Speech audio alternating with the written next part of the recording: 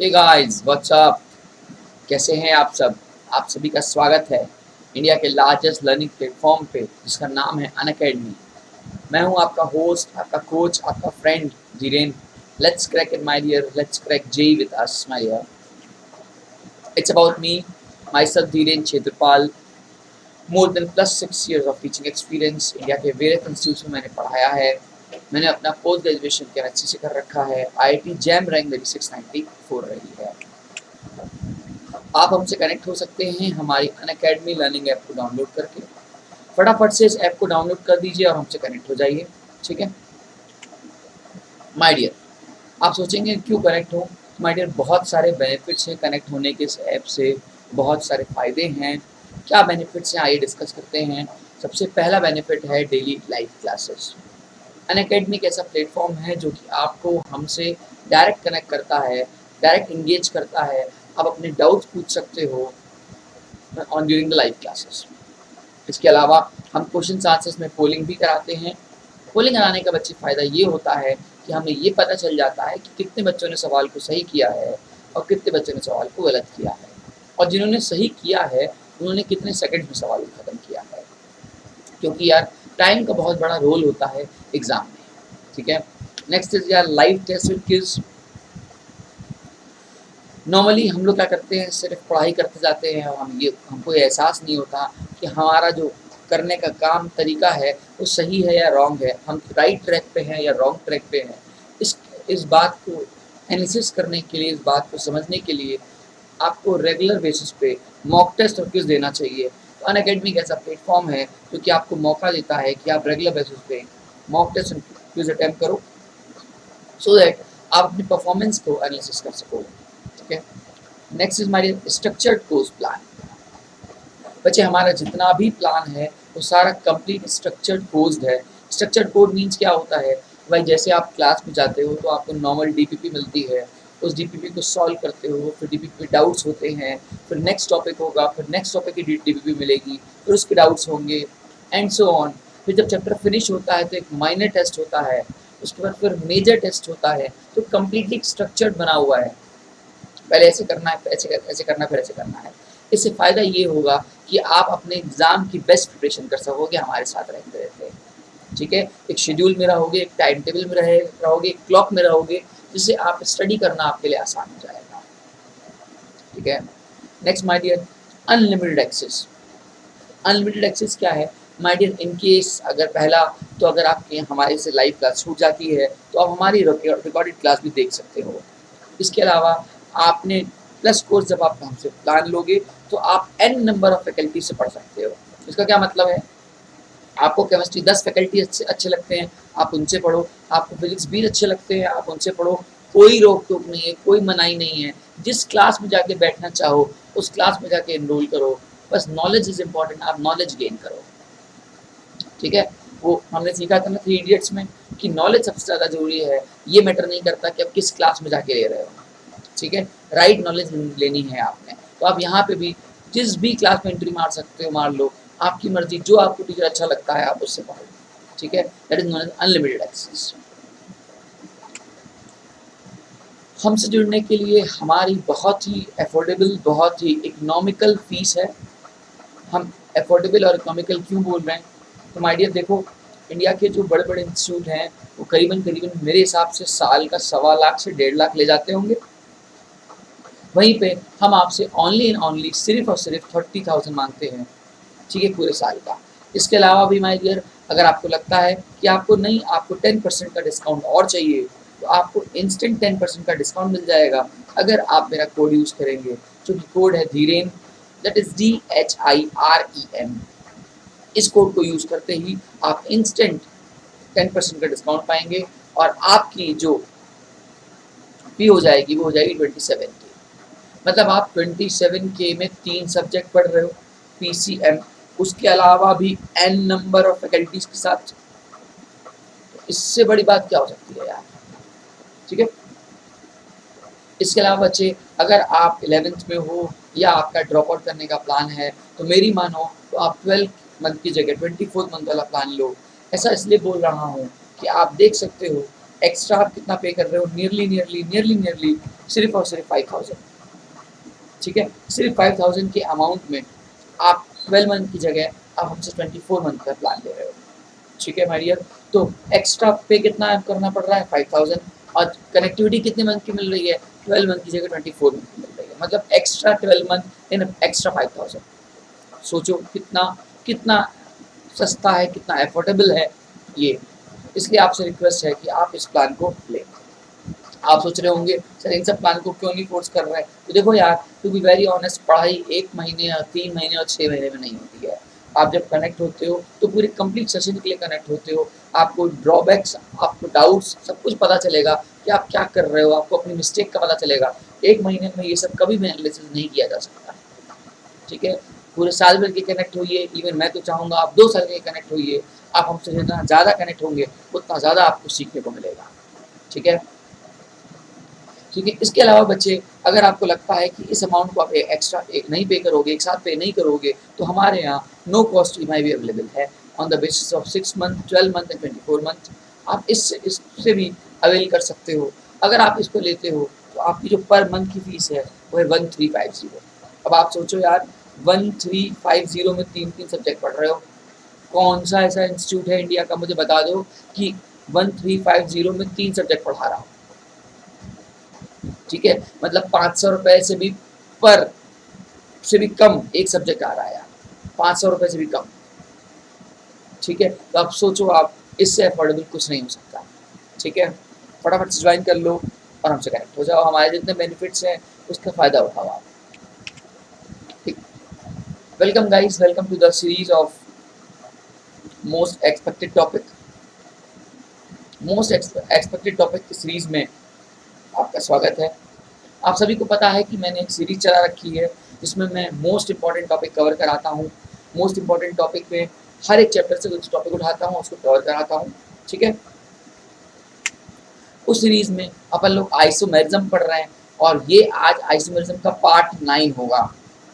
ये आज आइसोमेरिज्म का पार्ट 9 होगा। इसका मतलब 1 से लेकर पार्ट 8 तक मैंने पढ़ाया है।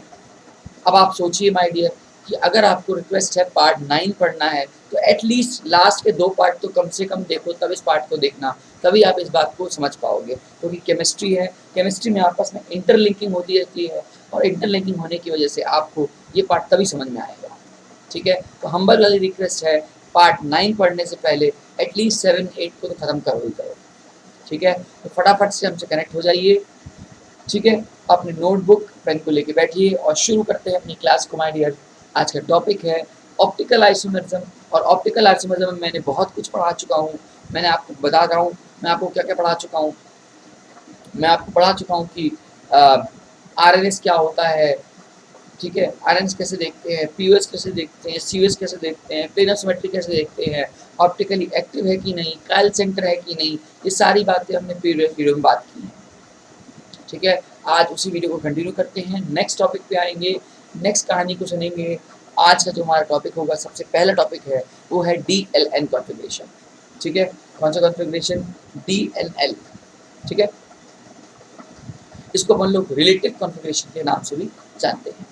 ठीक है, ये कॉन्फ़िगरेशन कहाँ यूज होता है माय डियर, तो देखिए ये कॉन्फ़िगरेशन यूज होता है शुगर्स और अमीनो एसिड्स को। ठीक है, उनको पता लगाने के लिए कि कौन सा स्ट्रक्चर उसका डी फॉर्म है और कौन सा स्ट्रक्चर एल फॉर्म है, किसके अंदर, शुगर के अंदर या अमीनो एसिड्स के अंदर। ठीक है, जैसे अगर मान लो एक एग्जाम्पल लिया है, मान लीजिए मैंने एल्डिहाइड के लिए लिया, ग्लिसरॉल्डिहाइड ले लिया, अगर उसका कहीं प्लस फॉर्म है तो उसको अपन लोग असाइन करेंगे डी नोटेशन से, और अगर उस कॉन्फ़िगरेशन उसका माइनस फॉर्म है उसको असाइन करेंगे कैपिटल एल फॉर्म से। ठीक है, याद रखिएगा, आपसे रिक्वेस्ट है, कैपिटल डी और कैपिटल एल है, दोनों अलग अलग चीज़ें हैं जो हमने पढ़ी थी स्मॉल डी और स्मॉल एल से। ठीक है, अभी हम जानेंगे, पहले हम ये देख लेते हैं कैपिटल डी कैपिटल एल को और डेप्थ में कैसे देखते हैं। तो क्या समझा हमने, हमने ये समझा कि ये जो DLL कॉन्फ़िगरेशन है ये हमको शुगर और अमीनो एसिड्स के बीच में डिस्टिंग्विश करने में, इसके अंदर जो डी और एल फॉर्म है इसको पता करना हेल्प करती है। ठीक है, तो क्या रूल्स हैं आइए जानते हैं।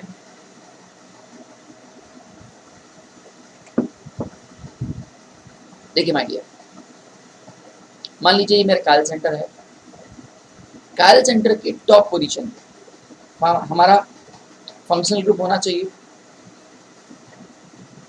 Functional group always be at the top. CHO group कहाँ पे भी होगा तो हमेशा टॉप पे होगा, ठीक है।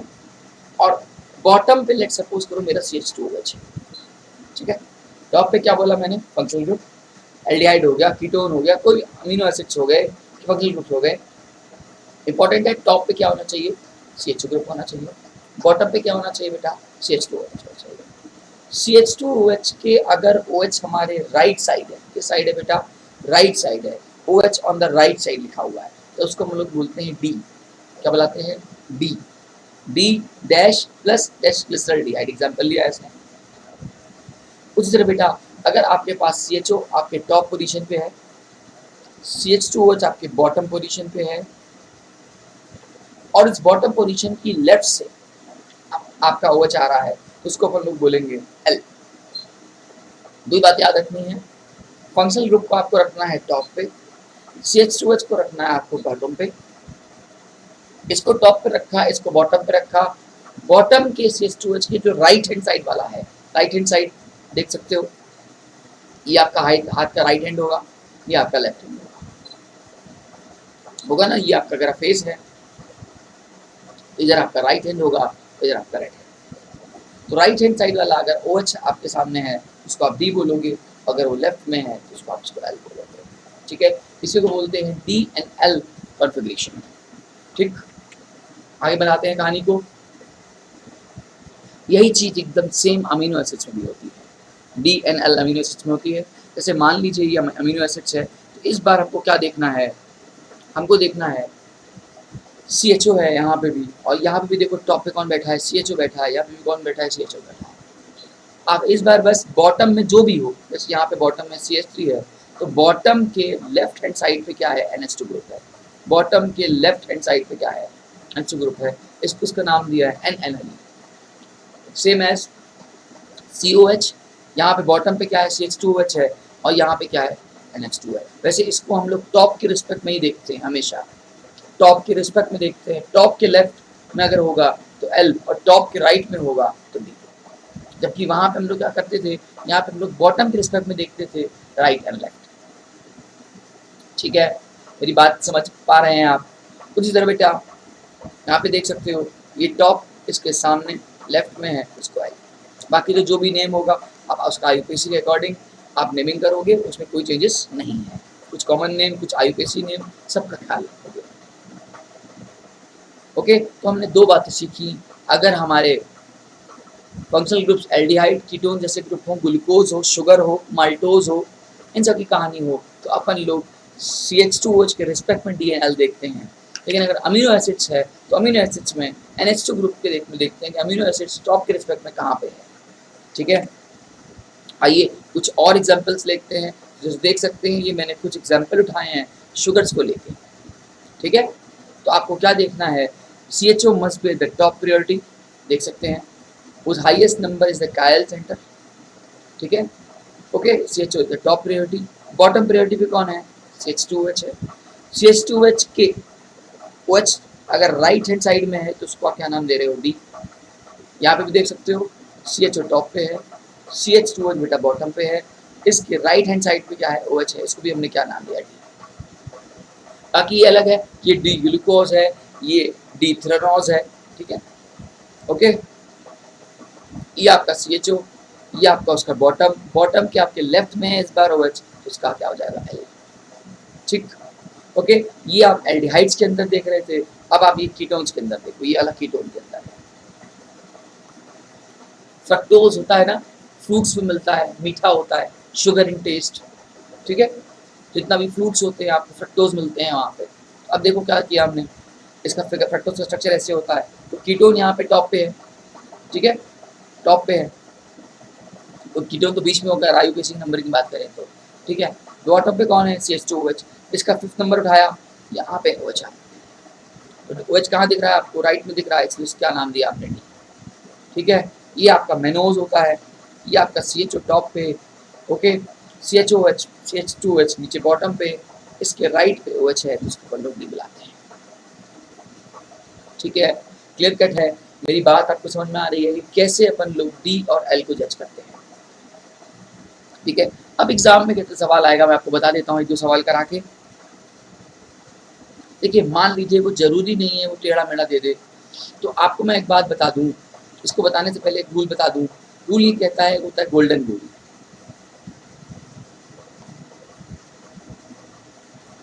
ठीक है, अब गोल्डन रूल की कुछ रूल प्रॉपर्टी है। सबसे पहली बात, गोल्डन रूल की पहली बात कि functional group must be eight top, must be eight top. कहाँ होना चाहिए फंक्शनल ग्रुप बेटा? टॉप पे होना चाहिए।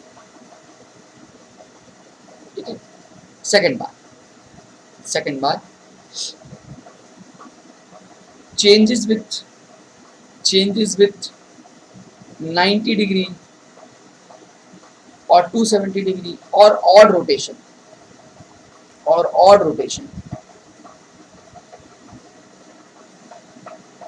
changes the symmetry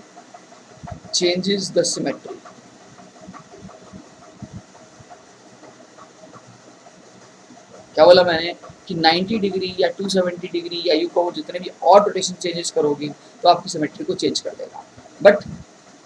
but changes with 180 degree या 360 डिग्री और इवन रोटेशन। कौन सा रोटेशन बेटा? Even rotation. ठीक है, does not changes the priority,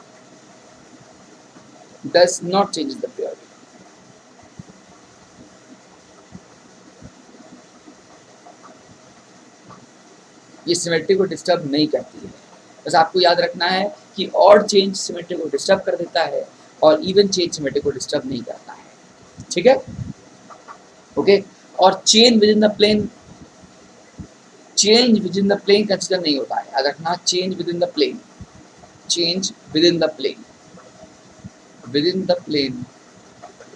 will not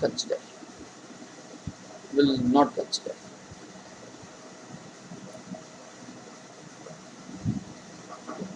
क्या मेरे कहने का सेंस है? आइए एक एग्जाम्पल थ्रू समझते हैं। देखिए मान लीजिए एग्जाम में वो सवाल आपसे एच दे देगा, वो बहुत आपको परेशान कर सकता है, उसकी मर्जी है। ठीक है, मान लो उसने एच दे दिया, CH2H यहाँ दे दिया, OH यहाँ दे दिया, H यहाँ दे दिया, फिर OH यहाँ दे दिया, H यहाँ दे दिया, मैं कुछ भी बना रहा हूँ, H यहाँ दे दिया, OH यहाँ दे दिया और यहाँ CH दे दिया। आपसे बोला कि ये बताइए आपका बेटा D है या L है। तो आप देखोगे कि सर ये तो CHO है और CHO सर बॉटम पे बैठा है। अभी आप पढ़ा के आए हो कि गोल्डन रूल बोलता है सर CHO किस में होना चाहिए? टॉप पे होना चाहिए। तो आप क्या करो, इसको within the plane change करो। विद इन द प्लेन का मतलब समझिएगा, मान लीजिए बेटा मेरी एक कोई ये बुक है, ठीक है, इसको मैं ऐसे की जगह ऐसे कर दूं, इसको बोलते हैं प्लेन के साथ चेंज करना। ये प्लेन है अगर आपके सामने, तो मैं इसको ऐसे की जगह ऐसे चेंज कर रहा हूँ, इसको बोलते हैं within the plane change होना। क्या बोलते हैं? Within the plane change होना। जब भी कभी भी कोई चीज़ ऐसी थी और ऐसी हो जाए तो इसको आप चेंज में काउंट नहीं करोगे, मतलब नंबर में काउंट नहीं करोगे। तो सबसे पहले तो उसको उठा के, अगर आपके सामने ये क्वेश्चन है तो आप इसको सीधा करो। आप क्या करो, इसको within the plane change करो, within the plane.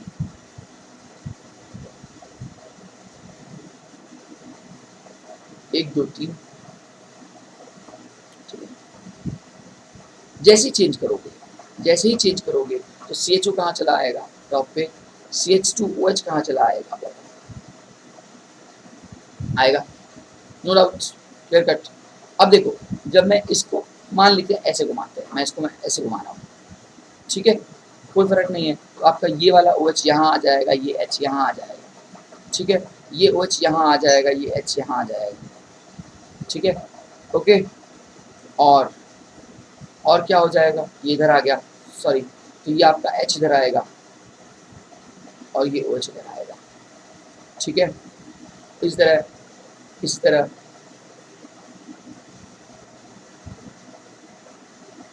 Finally जो नीचे जिससे हमको मतलब है वो किधर चला आएगा? वो इस तरफ चला आएगा। ये OH यहाँ हो जाएगा और ये आपका H यहाँ हो जाएगा। तो आप देख सकते हो कि CH2OH के रिस्पेक्ट में CH2OH के रिस्पेक्ट में OH किस साइड पे बैठा है, किस साइड पे बैठा है, तो लेफ्ट साइड में बैठा है, हेंस इसकी कॉन्फ़िगरेशन क्या हो गई, एल कॉन्फ़िगरेशन। ठीक है, मैंने इसको ऐसे कलर घुमा दिया। ओके ओके, क्लियर कट है। तो ओवरऑल CH2OH जो है वो कहाँ आ गया आपके लेफ्ट आ गया। बाकी ये OH यहाँ पे होगा, ये OH यहाँ पे होगा, यहाँ H आएगा और यहाँ H आएगा। ठीक, क्लियर कट है मेरी बात। आइए एग्जाम्पल और देखते हैं, आइए एग्जाम्पल और देखते हैं।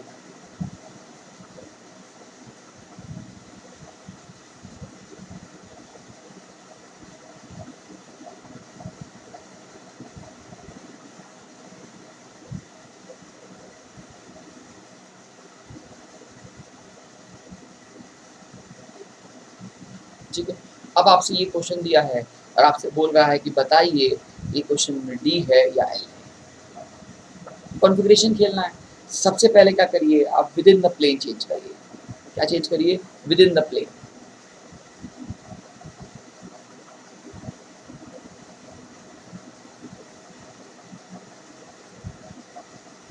जब आप इसको within the plane change करेंगे तो उसको आप चेंज में काउंट नहीं करेंगे, लेकिन ये चेंज हो जाना चाहिए।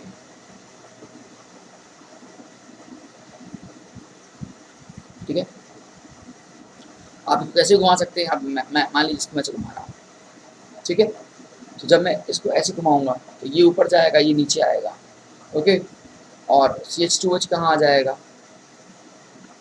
ठीक है, ये आपका इधर चला जाएगा, है ना।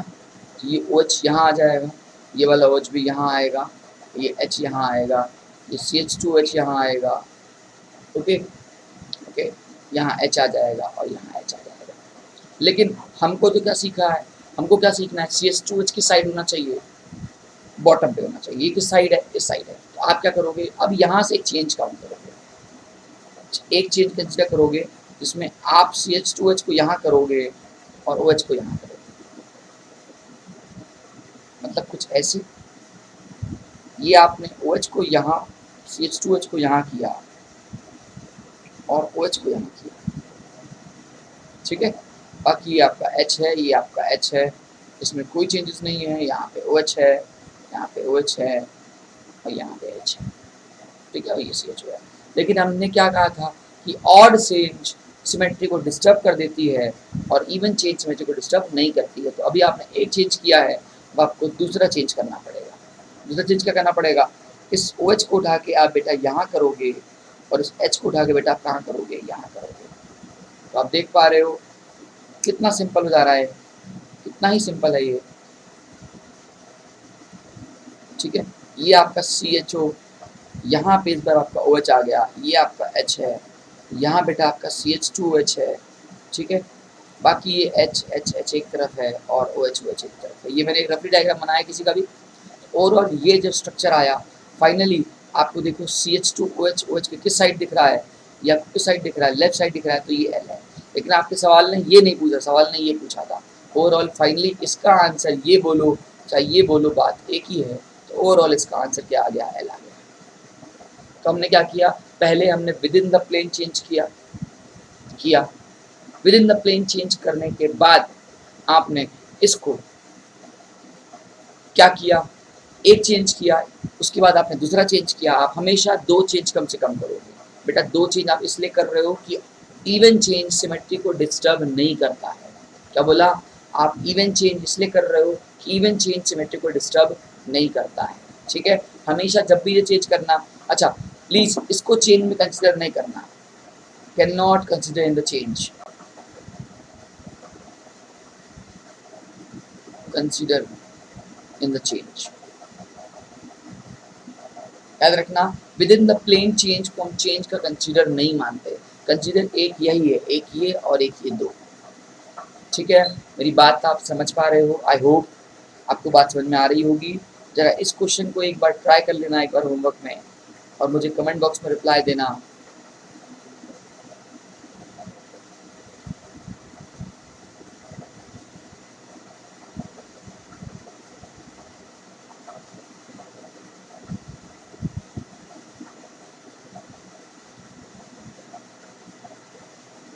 आप मुझे कमेंट बॉक्स में इसके बारे में रिप्लाई देना कि ये स्ट्रक्चर डी है या एल है। ठीक है, ये स्ट्रक्चर डी है या एल है। ठीक है, मैं आपका इंतजार करूंगा कमेंट बॉक्स में। आपको मैं एक बार बेसिक से एक क्वेश्चन और करा देता हूँ। मान लीजिएगा आपके सामने सवाल एक ऐसे आ जाता है कि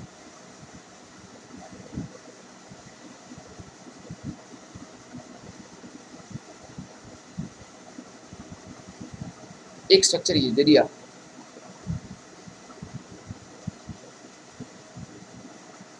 और एक स्ट्रक्चर उन्होंने ये दे दिया।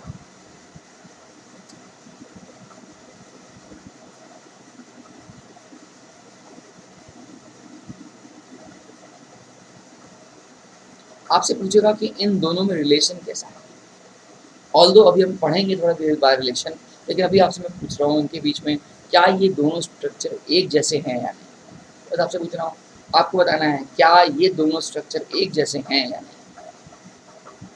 ठीक है, तो आप क्या करोगे, इसके अंदर यहाँ से यहाँ पहुँचने में चेंजेस देखोगे, क्या इन दोनों की सिमेट्री सेम है या नहीं। हमने आर एन एस पढ़ के बैठे हैं, हम आर एन एस पढ़ के बैठे हैं, तो आपसे पूछ रहा है कि क्या इन दोनों की सिमेट्री सेम है या नहीं। तो आपको करना क्या है, इस स्ट्रक्चर में देखना ये है कि ये स्ट्रक्चर इस स्ट्रक्चर से कितने चेंजेस में आया है। क्या बोला मैंने, या यहाँ से मैं यहाँ जाऊँ तो मैं कितने चेंजेस करूँ। ठीक है, देखो देखना, ध्यान देना, अगर मैं इसको एक यहाँ करता हूँ, इसको एक में यहाँ करता हूँ और एक में यहाँ करता हूँ, फर्स्ट चेंज हो जाएगा क्या, CH2 आपका यहाँ आ जाएगा, OH आपका यहाँ आ जाएगा, H आपका यहाँ आ जाएगा, CHO आपका यहाँ आ जाएगा। लेकिन एक चेंज से कोई फायदा तो नहीं होगा, तो आप क्या करोगे, इसमें दो चेंज करोगे, और जैसे ही आप दो चेंज करोगे तो आप कुछ यहाँ पहुँचोगे क्या, कि आपका OH यहाँ आ जाएगा बेटा, H यहाँ आ जाएगा बेटा, CH2H यहाँ हो जाएगा और CHO यहाँ आ जाएगा। ओवरऑल यहाँ और ये स्ट्रक्चर क्या हो गए, सेम आ गया क्या। तो कितने चेंजेस में आया, ये हो गया आपका 1 चेंज, ये आपका कितना हो गया 2 चेंज। ओवरऑल अल्टीमेटली ये दोनों स्ट्रक्चर सेम हो गए, और ऐसे स्ट्रक्चर को अपन लोग बुलाते हैं आइडेंटिकल स्ट्रक्चर। क्या बुलाते हैं, आइडेंटिकल स्ट्रक्चर। स्ट्रक्चर कैसा भी हो, बस आगे पीछे से घुमाया हुआ है। तो आंसर इज, इन दोनों के बीच में जो रिलेशन है वो कैसा रिलेशन है, आइडेंटिकल का रिलेशन है। ठीक है, याद रहेगी बात। शॉर्ट में क्या आपको समझाना चाह रहा हूँ, तो मैंने कुछ नहीं किया, जब भी ऐसे बहुत सारे स्ट्रक्चर आते हैं हमारे सामने, तो हम देखते हैं कि पहले के रिस्पेक्ट में दूसरे में कितने चेंजेस आए और क्या चेंजेस आए। ठीक है, और ये चेंजेस हमको बता देते हैं कि आइडेंटिकल हैं या नहीं। ठीक, बढ़ जाएं आगे क्या, चलिए। अब आपका आज का नेक्स्ट टॉपिक है वो है एनेंशियोमर्स। बहुत इंपॉर्टेंट टॉपिक है, स्टार लगा लीजिएगा एनेंशियोमर्स पे। एनेंशियोमर क्या कहता है, ऐसे stereo isomer which are non super imposable mirror image of each other। ठीक है, मान लीजिए मैंने कोई स्ट्रक्चर बनाया, उसका एक स्ट्रक्चर और बनाया, और वो देखा कि क्या वो नॉन सुपर इम्पोसिबल है। नॉन सुपर इम्पोसिबल मतलब बेटा ये कि ये मेरा हाथ है और ये मेरा हाथ है, अब ये इसकी मिरर इमेज है कि नहीं, ये वाले हाथ की इमेज। जब मैं इसको उठ के ऐसे रखूंगा तो क्या ये सुपर इम्पोज कर पा रही है, आंसर देखो नहीं रख पा रहा है। तो ये मेरे हाथ पे, ये मेरा हाथ का मिरर इमेज है, नो डाउट। लेकिन जब मैं इसको उठाऊंगा और रखूंगा तो ये सुपर इम्पोज नहीं करेगी। तो ऐसे ऑब्जेक्ट्स को बोलते हैं अपन लोग एनेंशियोमर्स। क्या बुलाते हैं, ऐसे ऑब्जेक्ट को अपन लोग बुलाते हैं एनेंशियोमर्स। तो एक ऑब्जेक्ट दूसरे ऑब्जेक्ट के रिस्पेक्ट में अगर नॉन सुपरपोजेबल मिरर इमेज देगा तो क्या कहलाएगा, एनेंशियोमर्स कहलाएगा।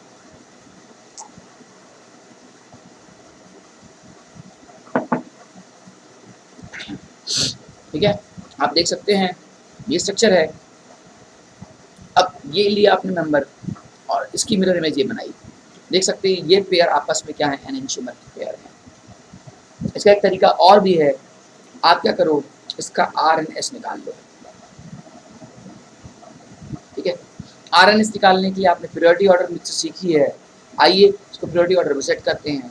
बेटा फर्स्ट प्रायोरिटी ये है, फोर्थ प्रायोरिटी ये है, सेकंड प्रायोरिटी ये है और थर्ड प्रायोरिटी ये है। ठीक है, फोर्थ प्रायोरिटी कहाँ होनी चाहिए, बॉटम पे होनी चाहिए।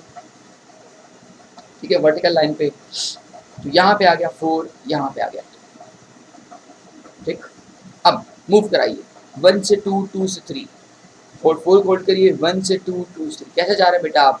ये आप कहीं ना कहीं क्लॉकवाइज जा रहे हैं, कहीं ना कहीं क्लॉकवाइज जा रहे हैं, तो ये आर होगा, लेकिन आर के काट के क्या होगा? एस होगा। मतलब बेटा इस स्ट्रक्चर का क्या आ रहा है? एस आ रहा है, आ रहा है। अगर इसका एस आ रहा है तो गारंटी है इसका क्या आएगा? आर आएगा।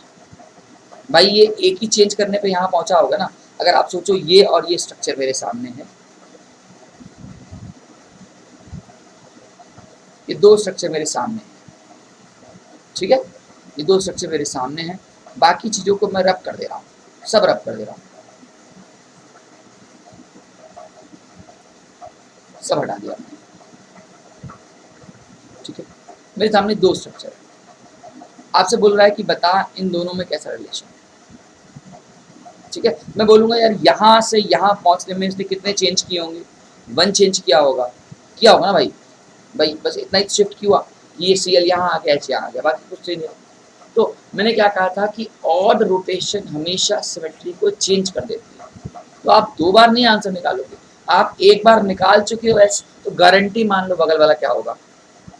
आर होगा, अगर उसमें ऑड चेंज हुआ है तो, ठीक है। तो अल्टीमेटली मेरा कहने का बस इतना ही सेंस है आपसे कि अगर आपको एनेंशियोमर चेक करना है तो आर वाला किस में कन्वर्ट हो जाना चाहिए? एस में, और एस वाला किस में कन्वर्ट हो जाना चाहिए? आर में। जब जब जब जब ऐसा होगा वो स्ट्रक्चर हमारे क्या कहलाएंगे? एनेंशियोमर कहलाएंगे। आइदर वो सिंगल कायरल सेंटर हो, आइदर वो डबल कायरल सेंटर हो, आइदर वो ट्रिपल कायरल सेंटर हो, ठीक है। जितने भी हों, जितने भी वहाँ पे आर है वो एस बदल जाने चाहिए और एस वाले आर बदल जाने चाहिए, ठीक है। आइए अगला एग्जाम्पल देखते हैं। ये ग्लूकोज की 2 फॉर्म है, एक अभी हम पीछे पढ़ के आए, एक हम डी पढ़ के आए और एक हम एल पढ़ के आए। पहले तो डी और एल क्यों बोल रहे हैं? आपको साफ साफ दिख रहा है कि CH2H के रिस्पेक्ट में वो एच कहाँ पे? राइट हैंड साइड पे डी है, अदरवाइज ये इसके इस साइड पे है तो इसका एल है। इसके अलावा देख सकते हो ये कंप्लीटली दूसरे की मिरर इमेज है, कंप्लीटली A to Z, ठीक है। और कभी भी दो मिरर इमेज आपस में एक दूसरे को सुपर इम्पोज नहीं करती हैं। प्लीज मिरर इमेज चेक करना हो तो सुनो, देखो 2 तरीका करना।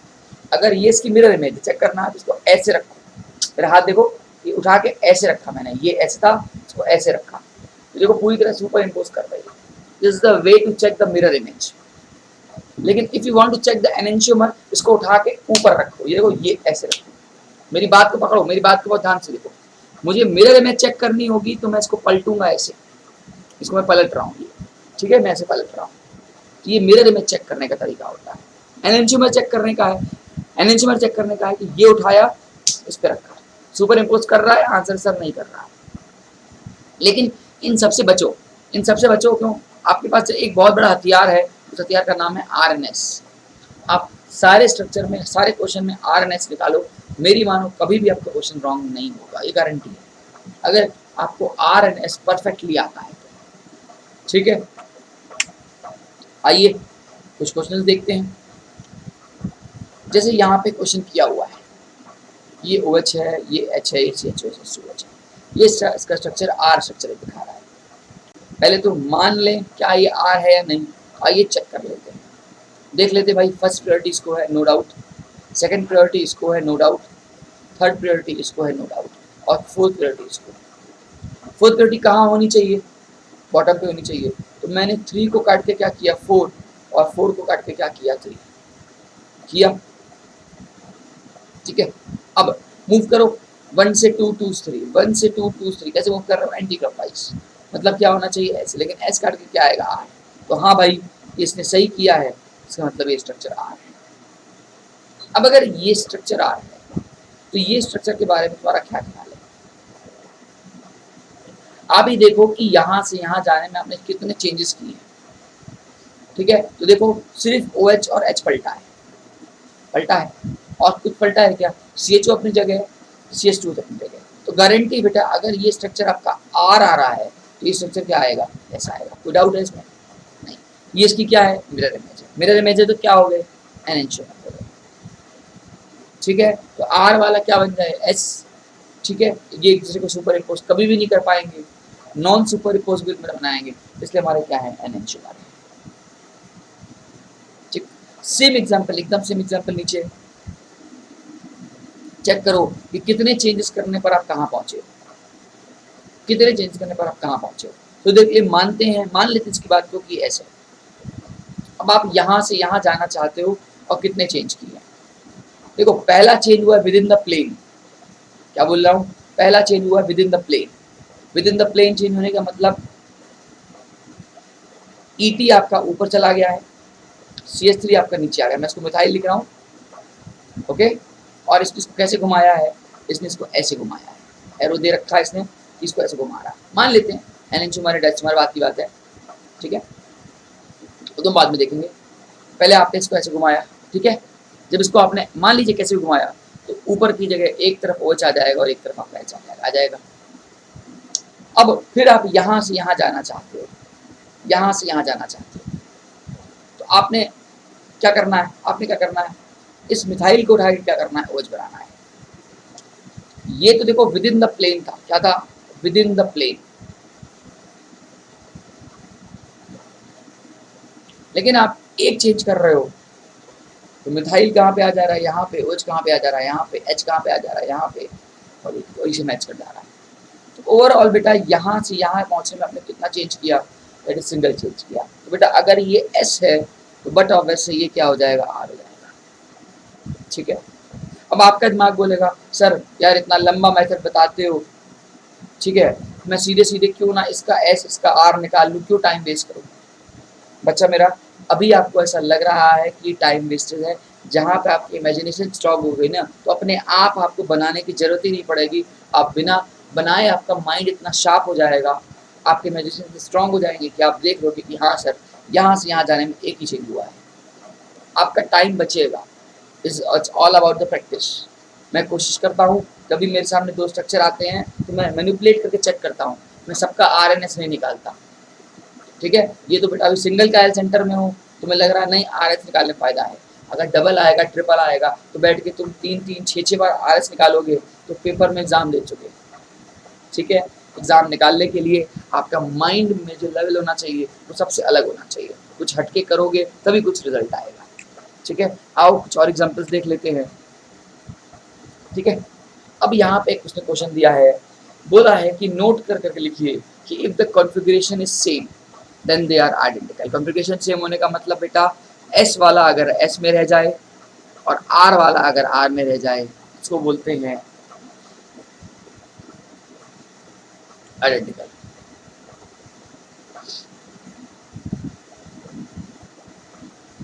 ठीक है, S वाला S में रह जाए और R वाला R में रह जाए। अब देखो आपकी बुद्धि है, आपका दिमाग है, आपको कैसे करते हो। क्योंकि इस बार 2 कॉल सेंटर है बेटा, इसमें बेटा 2 कॉल सेंटर हैं, तो आपका दिमाग लगना होगा। एक कॉल सेंटर यहाँ बैठा है, एक कॉल सेंटर यहाँ बैठा है, ठीक है। आइए प्रायोरिटी देते हैं, मान के चल रहे हैं कि ये फर्स्ट प्रायोरिटी है, ठीक है, ये सेकंड प्रायोरिटी है, ऑल्दो इसने कर रखा है, ये थर्ड प्रायोरिटी है, फोर्थ प्रायोरिटी है, तो ये बोल रहा है कि ये इसका R है, ठीक है। तो देखिए इसकी बात को मान लेते हैं, और ये बेटा इसका S है, ये मान लेते हैं। अब ये स्ट्रक्चर आया, आपसे बोल रहा है कि आइडेंटिकल है, तो बोलोगे सर क्या मजाक कर रहे हो। तो देखो यहाँ से यहाँ जाने में कितने चेंजेस किए, पहले तो यहाँ से यहाँ जाने में उसने कितने चेंजेस किए, आपका सटक से आंसर आएगा। मेरे पास पेज है क्या, मैं हाँ है, आओ मैं कर लेता हूँ उसको। ये आपके पास COH है, CHO नीचे है, ठीक है, OH OH दोनों हो जाएगा, दोनों OH हो जाएगा और दोनों HH है, ठीक है। और दूसरे स्ट्रक्चर में ये कुछ ऐसा बना हुआ है, H कहाँ पे है, यहाँ पे है, और COH कहाँ पे है,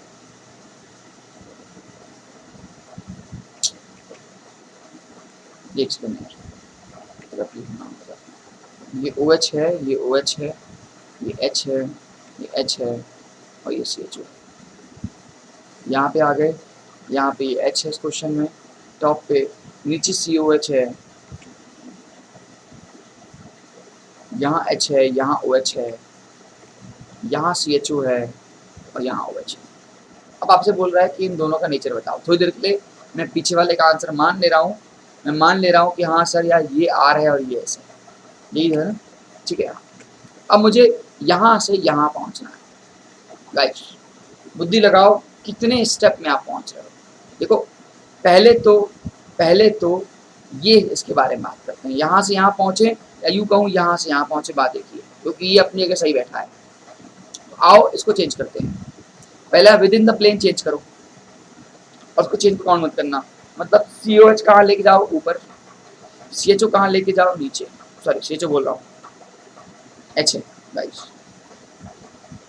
ओके ओके। आप मान के चलना इसको ऐसे घुमा रहे हो, ओके। जब इसको आप ऐसे घुमाओगे तो एक तरफ आपका एच आ जाएगा, एक तरफ आपका ओ एच आ जाएगा नीचे, ठीक है, और यहाँ पे भी आपका ओ एच आ जाएगा और यहाँ पर सी एच ओ आ जाएगा, ठीक है।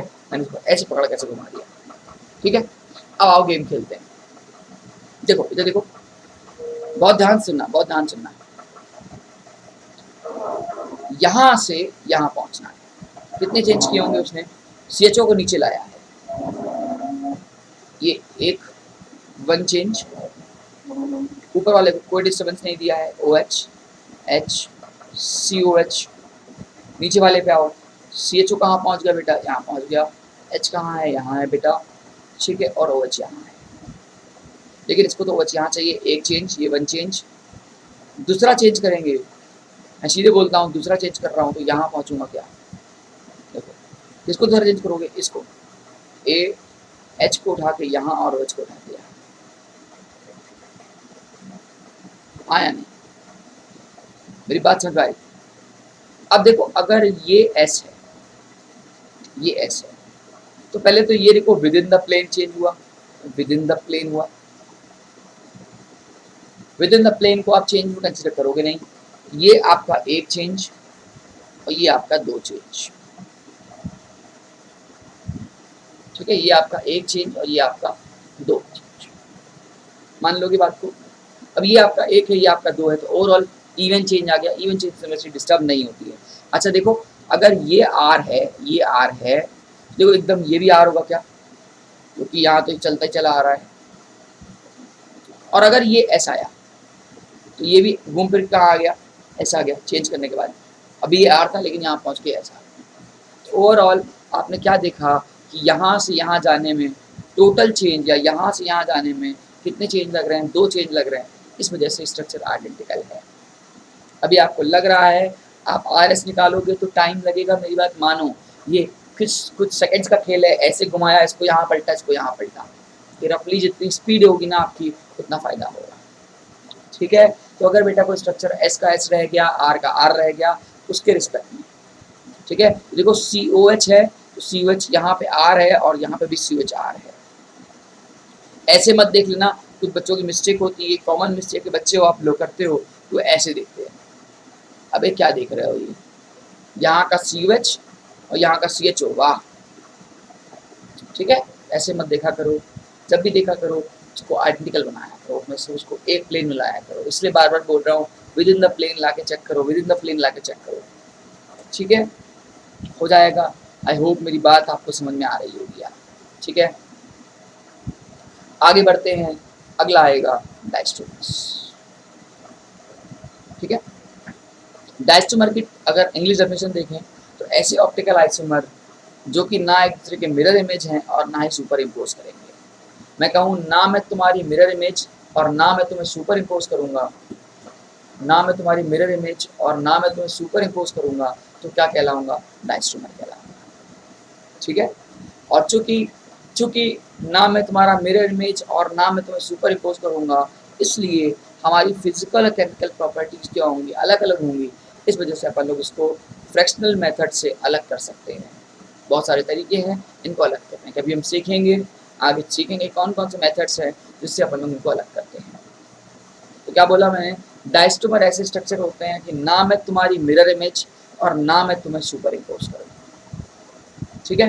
ये तो डेफिनेशन वाइज है, लेकिन एग्जाम में ऐसे तो करोगे नहीं, तो एग्जाम में एक आध एग्जाम्पल लेके कंसिडर कर लेते हैं, ठीक है। मान लीजिए यहाँ पे हमको एग्जाम्पल दिया है, इसने 3-क्लोरोब्यूटेनॉल का। अब उसने 3-क्लोरोब्यूटेनॉल के ऐसे 4 स्ट्रक्चर बनाए हैं, ठीक है, बहुत ध्यान से देखिएगा। 3 किलोमीटर और कुछ ऐसे 4 स्ट्रक्चर बनाए। ओके, पहले स्ट्रक्चर में देख सकते हो ये और ये।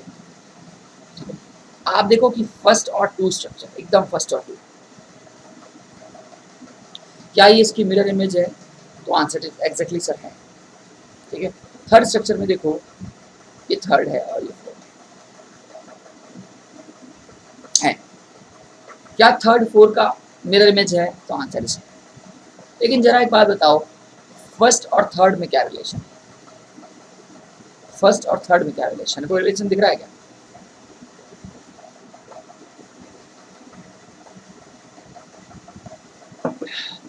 फर्स्ट और थर्ड में कोई रिलेशन दिख रहा है क्या?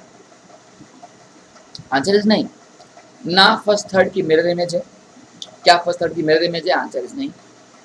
क्या फर्स्ट थर्ड को सुपर इम्पोज करेगा? आंसर इज नहीं। तो ना तो मैं तुम्हारी मिरर इमेज, ना तो मैं तुम्हें सुपर इम्पोज करूंगा, मैं क्या कहलाऊंगा? डायस्ट्रोमर। इवन फर्स्ट को फोर्थ के साथ भी चेक कर लो, कोई रिलेशन है क्या? नहीं। इवन सेकंड को थर्ड के साथ भी चेक कर लो, कोई रिलेशन है क्या? आंसर इज नहीं। इवन सेकंड को फोर्थ के साथ चेक करो, कोई रिलेशन है क्या? आंसर इज नहीं। तो देखो, ना फर्स्ट का थर्ड से कोई रिलेशन, ना फर्स्ट का फोर्थ से कोई रिलेशन, ना सेकंड का थर्ड से, ना सेकंड का फोर्थ से। मतलब ये ना तो एक दूसरे की मिरर इमेज है और ना तो सुपर इम्पोज करेंगे। लेकिन भाई इनका मॉलिक्यूलर फॉर्मूला सेम है। ऐसा नहीं कि तुम एक कॉपी ले लो, पेन बोल दो सर ये तो मिरर इमेज ही नहीं होगी, सुपर इम्पोज करेंगे। मैं ये बोलना ही नहीं चाह रहा, मैं ये बोलना नहीं चाह रहा। मैं बोल रहा हूँ कि एक पेन है और इसकी एक पे कैप लगी है, एक पे कैप ऐसे लगी है। मान लेना, इमेजिन करना ये एक नया मार्कर है, एक ऐसी कंडीशन है और दूसरे में एक ऐसी कंडीशन है। इमेजिन करना ऐसे दो है, एक ऐसी है और एक ऐसी है। तो है तो वही चीज, है तो वही चीज, लेकिन उसकी मिरर इमेज एक दूसरे को सुपर इम्पोज नहीं कर रही है। ठीक है, ना तो उसकी वो मिरर इमेज है और ना सुपर इम्पोज करेगी, दोनों। क्लियर कट है मेरी बात? तो ये तो बेसिक तरीका हो गया, लेकिन सही तरीका समझाने जा रहा हूँ। अब थोड़ा डेप्थ में समझाना चाहता हूँ कि इसको और तरीके से कैसे देखते हैं। इसको आप आरएनए से देख सकते हो। देखो, डायस्टोमर वाया आरएनएस,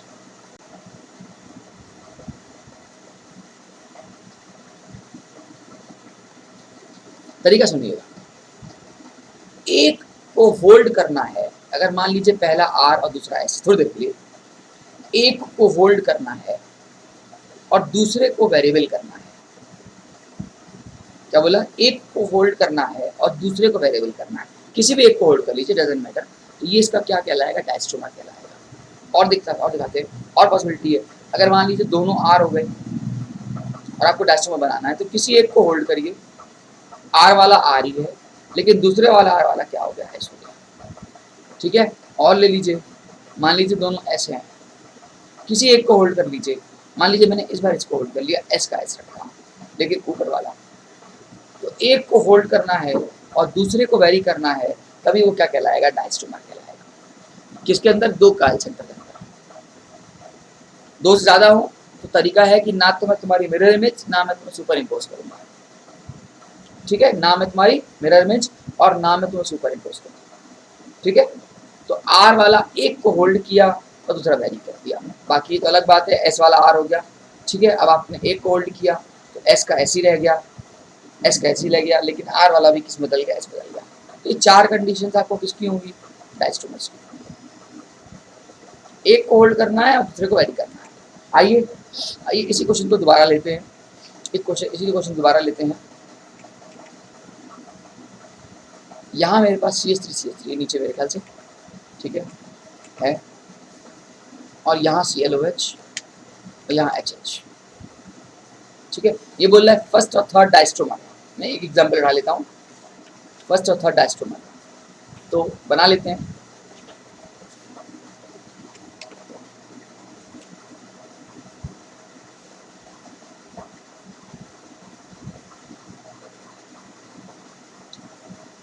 ये उस पे पिछले वाले एग्जाम्पल का ये फर्स्ट है, तो ये पिछले एग्जाम्पल का थर्ड है। आपसे बोल रहा है कि बता भाई कि ये क्या नेचर है। तो देखो तुम्हें साफ साफ दिख रहा होगा, ज़्यादा दिमाग चलाने की जरूरत नहीं है।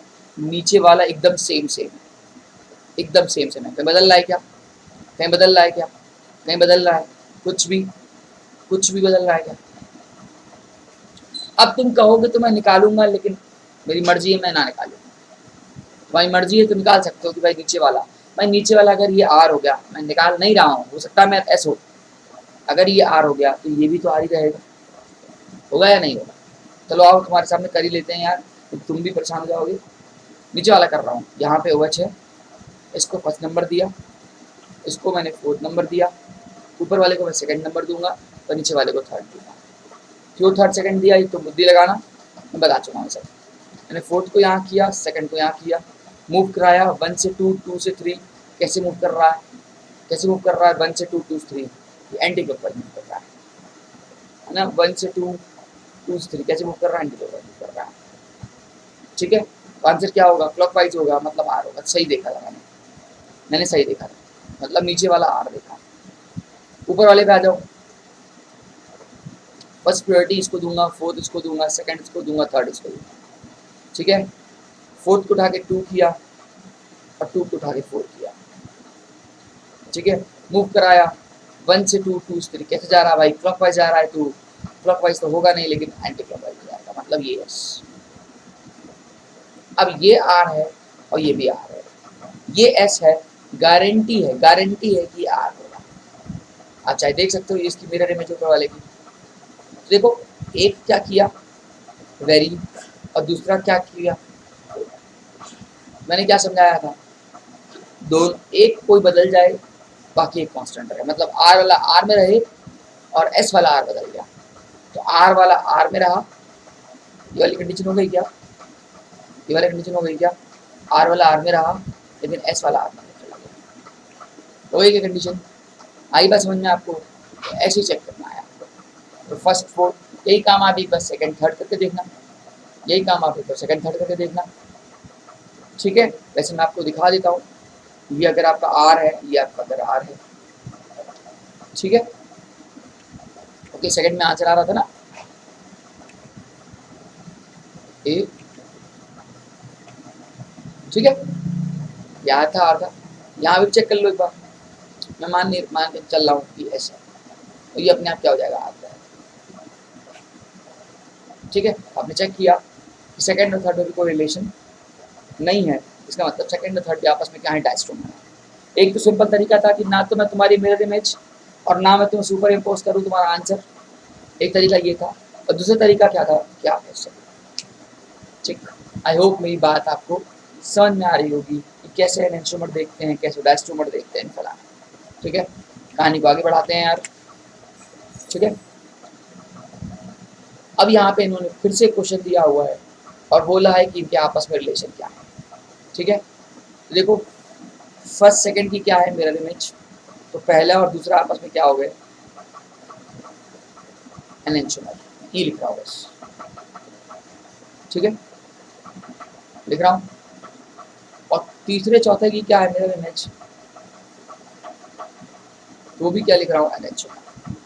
अब आ जाओ बुद्धि लगाओ, पहला और तीसरा देखो एकदम सेम सेम सब, सेम सेम सेम सेम, बदला नीचे ऐसे। इमेजिन करना, ये आर है, ये आर है, इमेजिन हाइपोथेटिकल इमेजिन, ये अगर मान लेते हैं ये ऐसे है, ये आर हो जाएगा। ठीक है, मैंने अपनी मर्जी से निकाल रहा है, मतलब बात वही है। तो 1 और थर्ड आपस में क्या रिलेशन हो गए, डायस्ट्रोमर। 1 4 भी हो गए, ना मैं तुम्हारी मिरर इमेज ना सुपर इम्पोज करूँ। 2 3 भी हो गए, 2 3 हाँ हो गए भाई, 2 4 भी हो गए।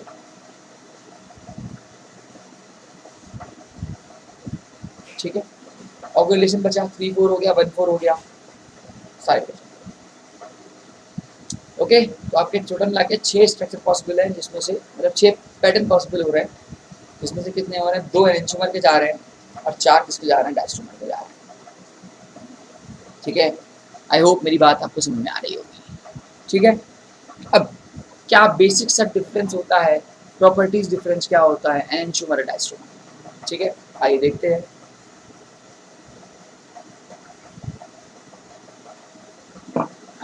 सॉरी, पहला आएगा बात मॉलिक्यूलर फार्मूला की। मॉलिक्यूलर फार्मूला दोनों का सेम होता है, स्ट्रक्चरल फार्मूला भी दोनों का सेम होता है।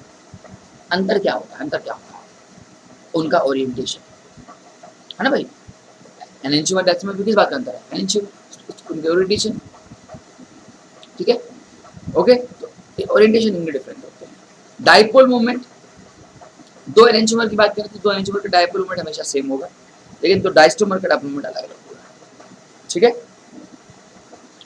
फिजिकल प्रॉपर्टीज, तो एनेंशियोमर जो ये क्या है, सेम प्रॉपर्टी रखते हैं, इसलिए दो एनेंशियोमर का जो पेयर बनाओगे उसकी फिजिकल प्रॉपर्टी जैसे रिफ्लेक्टिव इंडेक्स हो गया, डेंसिटी हो गया, मेल्टिंग पॉइंट हो गया, बॉइलिंग पॉइंट हो गया, ये सेम होते हैं, सॉरी, इसलिए इनको आप सेपरेट आउट इजीली नहीं कर पाते हो, ठीक है। लेकिन डायस्टोमर को आप इजीली सेपरेट आउट कर सकते हो क्योंकि इनकी फिजिकल प्रॉपर्टीज अलग अलग होती हैं। दो diastereomer can be separated easily because of their different physical properties and chemical properties, ठीक है, ठीक है। स्पेसिफिक रोटेशन अभी हम बात करेंगे, वैसे फिर भी थीटा बुलाते हैं इसको, ठीक है, आगे पढ़ेंगे, निकालेंगे कैसे निकालते हैं। तो होते तो डिफरेंट साइन है बट मैग्नीट्यूड सेम होता है भाई, एक गया आपका +5 डिग्री और एक गया -5 degree,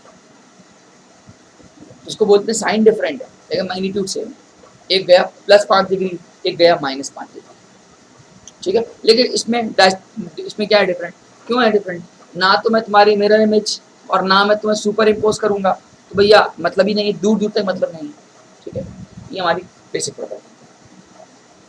and last optically active और इनएक्टिविटी की बात करें तो याद रखना, दो एनेंशियोमर का नेचर हमेशा क्या होता है, अगर ऑप्टिकली इनएक्टिव की बात करें तो वो सेम होते हैं, अगर ऑप्टिकली इनएक्टिव है तो डायस्टोमर डिफरेंट होंगे, लेकिन अगर वो ऑप्टिकली एक्टिव हैं तो एकदम अलग अलग हो जाएंगे, चाहे वो एनेंशियोमर हो चाहे वो डायस्टोमर।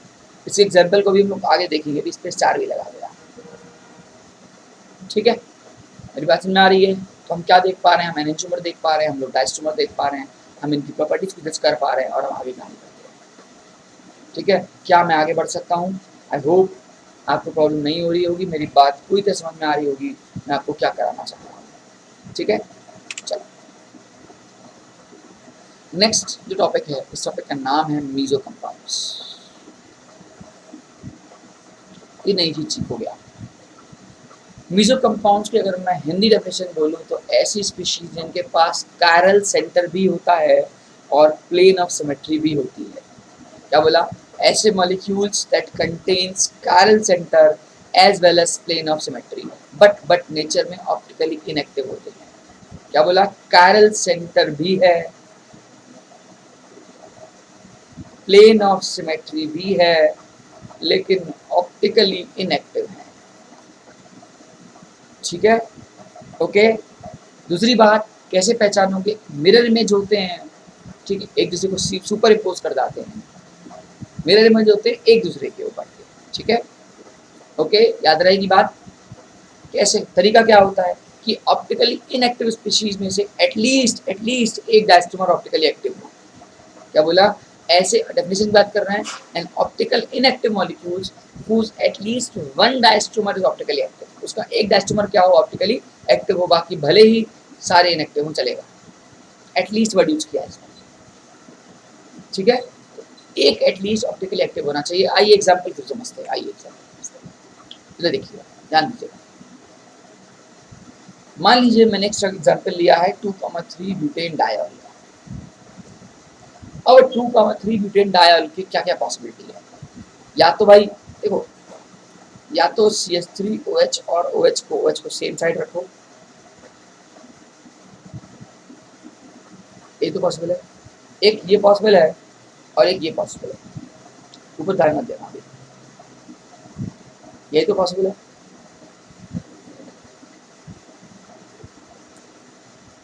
मतलब ऐसे दो स्ट्रक्चर पॉसिबल है। अब अगर मैं इस स्ट्रक्चर की बात कर रहा हूँ तो इसकी एक मिरर इमेज बन जाएगी, नो डाउट बन जाएगी, लेकिन जरा इसकी बात करो, इस वाले की, यहाँ देखो इसके पास कायल सेंटर है, आंसर इस सर है, क्या प्लेन ऑफ सिमेट्री है, देखो ये भी है।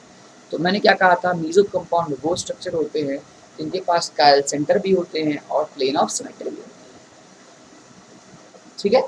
तो जब मैंने इन दो स्ट्रक्चर को क्रिएट किया तो इन दो स्ट्रक्चर में से हमने ये देखा कि हमने ये देखा कि फर्स्ट और सेकंड तो क्या है, एनेंशियोमर के पेयर हैं।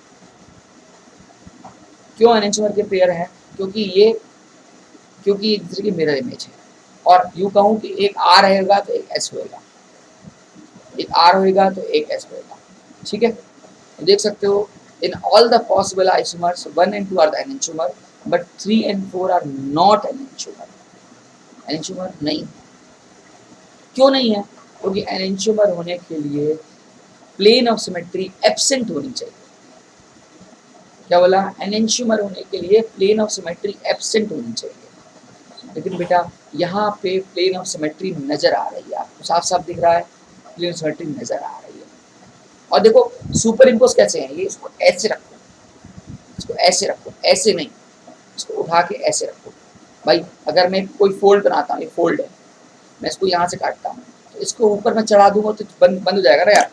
भाई ये मेरी मान लो बुक है, ये मेरी मान लो बुक है, मैं इसकी मिरर इमेज यहाँ से मारूंगा, तो अगर मैं इसको ऐसे करूँगा तो ये बन जाएगी ना, बंद हो जा रही है ना।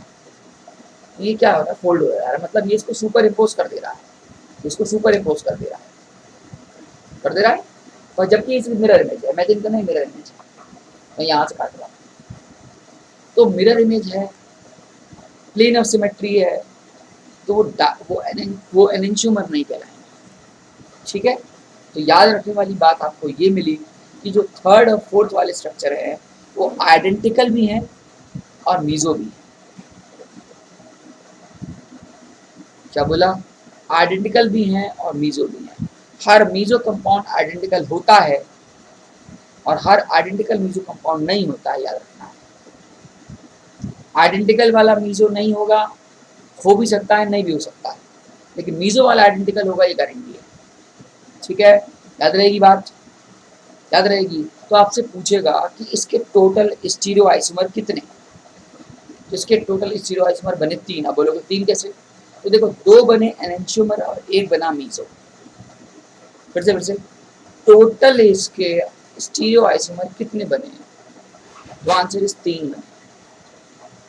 कितने बने? 3 बने। क्यों 3 बन रहे हैं? क्योंकि इसके पास 2 तो एनेंशियोमर हैं और 1 मीजो कंपाउंड है। और आगे चल के आप फॉर्मूला पढ़ोगे भी, इवन में 2 की पावर n-1 प्लस 2 की पावर n-1/n/2-1, वो बात की बात, अभी ध्यान मत दो। ओवरऑल आप फॉर्मूले के पीछे मत जाओ, आप ये देखो कि आपको इस बात से कोई प्रॉब्लम तो नहीं है कि अगर मेरे सामने क्वेश्चन आया तो मैं मीजो को पहचान पाऊंगा या नहीं पहचान पाऊंगा। मीजो को मेन पहचानना है कि उसके पास कायल सेंटर भी हो और प्लेन ऑफ सिमेट्री भी हो, तभी वो मीजो है, और एक दूसरे को सुपर इम्पोज करें। अभी मैं अगले स्लाइड में और भी एग्जाम्पल ले रहा हूँ और आप वहाँ देखिएगा, बताना है आपको मीजो है या नहीं है। ठीक है, बाकी ये तो बेसिक्स का स्ट्रक्चर था। इसमें पूछा इसने कितने स्टीरियो आइसोमर्स, तो 2 हमने निकाले एनेंशियोमर और 1 हमने निकाला मीजो कंपाउंड। आई होप मेरी बात आपको समझ आ रही है। ठीक है, कहानी को आगे बढ़ाते हैं, कहानी को आगे बढ़ाते हैं और एग्जाम्पल देखिए। देखिए क्या ये मीजो दिख रहा है क्या आपको? ये देखो यहाँ से प्लेन ऑफ सिमेट्री जा रही है, जहाँ जा रही है उस पर ध्यान मत दो, सिर्फ ध्यान दो एक दूसरे के मिरर में जाएगी। ठीक है भाई, ये ऐसे बना हुआ है, छोटे बच्चे की तरह बात करें कैसे बना हुआ है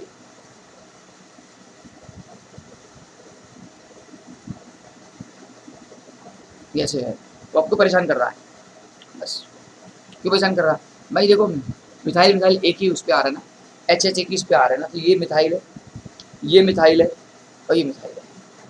तो देखो प्लेन ऑफ सिमेट्री अब तुम्हें दिख गई होगी, अब तुम्हें दिख गई होगी। हाँ सर, साफ साफ दिख रही है प्लेन ऑफ सिमेट्री, ये इसकी मिरर इमेज।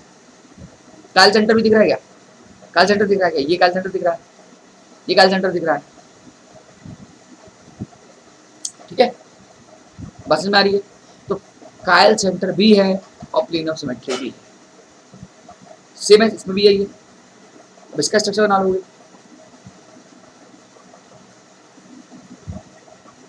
इसमें इस बार को डैश किया है, तुम्हारा इससे तो मतलब भी नहीं है, मतलब इससे वैसे भी यहाँ मिथाइल है, सटक से मारा, कुछ नहीं करना है। देखो उसको जहाँ मिरर काटो क्या उसकी फोल्ड हो जाएगा? अगर मैं इसको ऐसे फोल्ड करूँ तो फोल्ड हो सकता है क्या? मैं इसको उठाऊंगा ऐसे फोल्ड करूँ तो फोल्ड हो जाएगा क्या? हाँ सर फोल्ड हो जाएगा। ठीक है, इधर देखो, इधर देखो, ये सटक से मार सकते हैं क्या? इस तरह से कुछ ऐसे बना हुआ है, इनडायरेक्टली, इनडायरेक्टली कुछ ऐसे बना हुआ है, दोनों अबव द प्लेन है।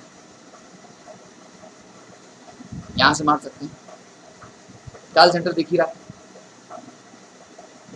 ठीक है, ये अलग ये अलग ये अलग है, ओके क्लियर कट है। यहाँ देखो, यहाँ मारो,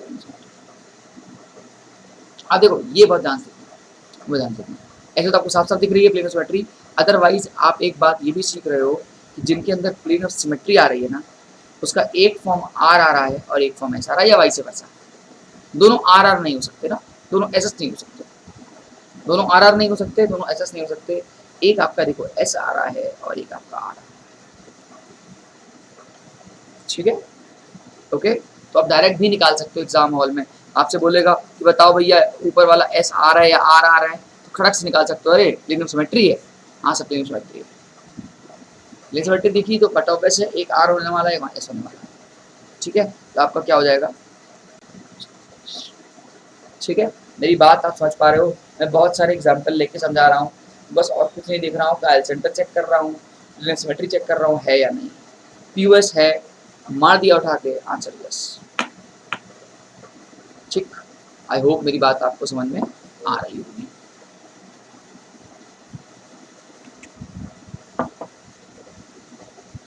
आइए इन्हें कुछ एग्जांपल्स में चेक करना है कि पीओएस है या नहीं, या मीजो है या नहीं, हमको मेन मीजो चेक करना है। पहला एग्जांपल लेते हैं, ये स्ट्रक्चर नंबर 1 ले लेते हैं। यहाँ देखो कायल सेंटर है, हाँ सर है, पीओएस है सर, हाँ है, ये क्या हो गया, मीजो हो गया। यहाँ देखो कायल सेंटर है, हाँ है, पीओएस है, हाँ है। यहाँ की बात करो, क्या ये कायल सेंटर है, क्या ये कायल सेंटर है, नहीं, जब कायल सेंटर ही नहीं है, मीजो की बात का है, मीजो की बात का है भाई। भाई आपको सिखाया गया प्लेन सिमेट्री देखना, अगर तुम सिर्फ प्लेन सिमेट्री देखोगे तो भी बर्बाद हो जाओगे। प्लेन सिमेट्री नहीं, कायल सेंटर के साथ प्लेन सिमेट्री देखनी है, ठीक है। ये मीजो नहीं है। इस एग्जांपल नंबर 2, ये एग्जांपल नंबर 3, ये एग्जांपल नंबर 4। हाँ भैया आ जाओ, कोई दूर दूर तक कोई नाता ही नहीं है इसमें, कायल सेंटर है, कोई प्लेन सिमेट्री नहीं है, कायल सेंटर है, प्लेन सिमेट्री नहीं, तो ना तो ये मीजो हुआ ना तो ये मीजो हुआ, सॉरी।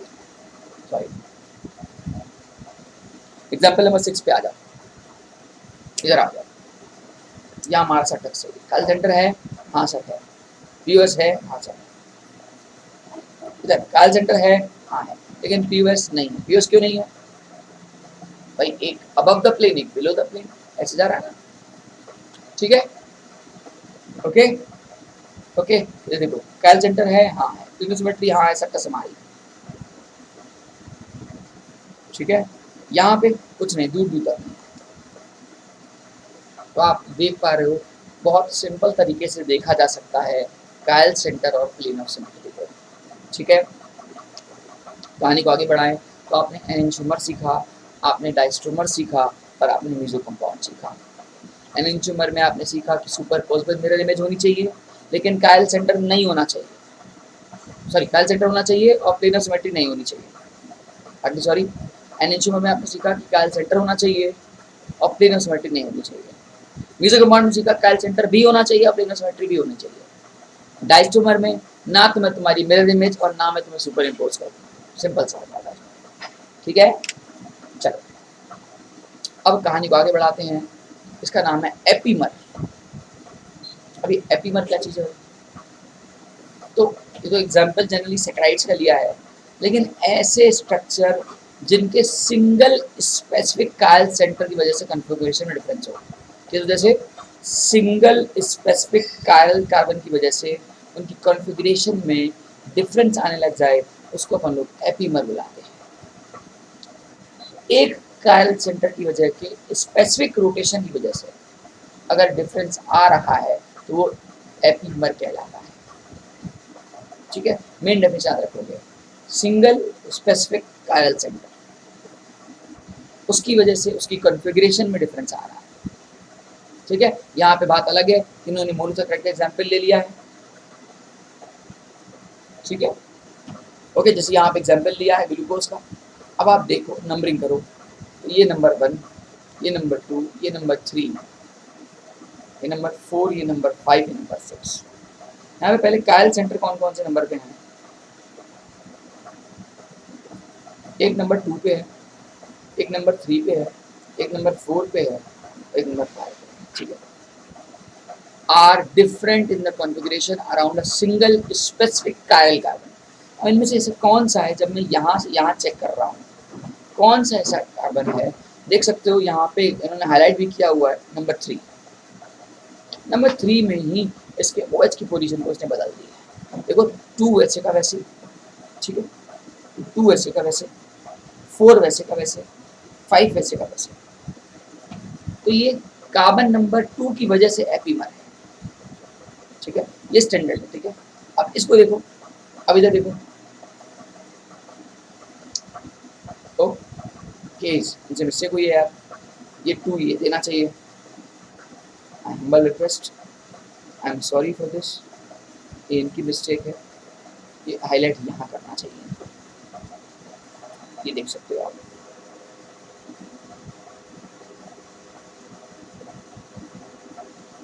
ठीक है। नेक्स्ट आप देखो, नेक्स्ट आप देखो जरा 3 वाले को पकड़ो।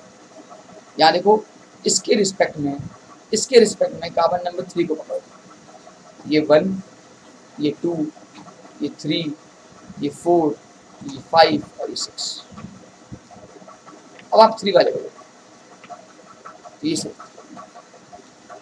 सिर्फ 1 और 3 में 3 ऐसा है, अगर मैं स्ट्रक्चर इसको 1 मानता हूँ, ये भी खोल दीजिए।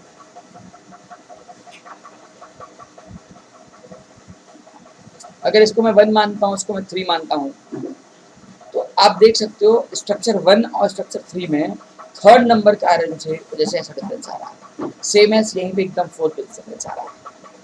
तो यहाँ पे सेकंड वजह से डिफरेंस आया, यहाँ पे थर्ड वजह से आया, यहाँ पे फोर्थ। बाकी सब कुछ वैसे का वैसा है। याद रखना, सिंगल स्पेसिफिक कायरल कार्बन को ही एपीमर बुलाते हैं। ठीक है, याद रहेगी बात। ओके, चलिए अब अगले नेक्स्ट टॉपिक पे आइए। इन सबको सीखने के बाद एक नई चीज सीखने जा रहे हैं, इसको बोलते हैं रेसमिक मिक्सचर। रेसमिक मिक्सचर, ठीक है। होता क्या है, जब 2 एनेंशियोमर को आप ले लिया, आपने इनको एक साथ रखा, ठीक है। व्हेन 2 एनेंशियोमर मिक्स टुगेदर, एक एनेंशियोमर ये, एक ये, इनको उठा के आपने मिक्स कर दिया। मिक्स करने की वजह से हुआ ये कि एक का रोटेशन क्या क्या गया, मान लेते हैं क्लॉकवाइज गया और दूसरे का रोटेशन एंटी क्लॉकवाइज गया। एक का रोटेशन क्या गया, क्लॉकवाइज गया, और दूसरे का रोटेशन क्या गया, एंटी क्लॉकवाइज गया। तो नेट ऑप्टिकल रोटेशन क्या आ गया, 0 आ गया। भाई एक घुमा +5 डिग्री और एक घुमा -5 डिग्री, तो नेट ऑप्टिकल रोटेशन क्या आ गया, 0 आ गया। ऐसे स्ट्रक्चर्स, ऐसे नेचर में स्पीशीज, ऐसे मॉलिक्यूल्स जिनके 2 एनेंशियोमर को आप उठाइए, उनको क्लब करिए, एक को क्लॉक घुमाइए, एक को एंटी क्लॉक घुमाइए, एक को आप क्लॉक घुमाइए, एक को एंटी क्लॉक घुमाइए, तो नेट ऑप्टिकल रोटेशन आपको क्या नजर आएगा, 0 नजर आएगा। और इसी को अपन लोग बोलते हैं रेसमिक मिक्सचर। यहाँ देख लीजिए, शायद मेरा फोटो आ गया हो, एक आप क्लॉकवाइज घुमा रहे हैं और एक आप एंटी क्लॉकवाइज घुमा रहे हैं, ठीक है। ये आपका क्लॉकवाइज है और एक आपका एंटी क्लॉकवाइज है, मतलब एक आर जा रहा है, एक एस आ रहा है। तो 2 एनेंशियोमर को लिया, एक को आपने क्लॉकवाइज घुमाया, एक को एंटी क्लॉकवाइज घुमाया, ऐसे मिक्सचर को हम लोग बोलते हैं रेसमिक मिक्सचर। उसका सिंबल कुछ ऐसे देते हैं, +-DL, कहीं पे भी लिखा हो +-DL, तो आप समझ जाइएगा उसका 50% रोटेशन क्लॉकवाइज गया है और 50% रोटेशन एंटी क्लॉकवाइज गया है। ये हम नेचर में क्रिएट करते हैं, याद रखना। अभी मैं आगे पढ़ाऊंगा कि रेसमिक मिक्सचर हम बनाते हैं, होता नहीं। आप जब जब इसको एक डेफिनेशन और भी दे सकते हो कि 50-50 mixture, 50-50 mixture of D and L form are known as racemic mixture.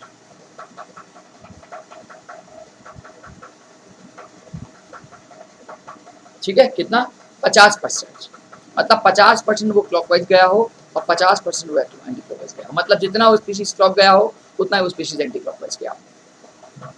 ठीक है, याद रखना, अगर वो 60-40 हो जाए, 70-30 हो जाए, तो ये सब कभी भी एनेंटियोमर की कैटेगरी में नहीं आएंगे, सॉरी रेसमिक मिक्सचर की कैटेगरी में नहीं आएंगे।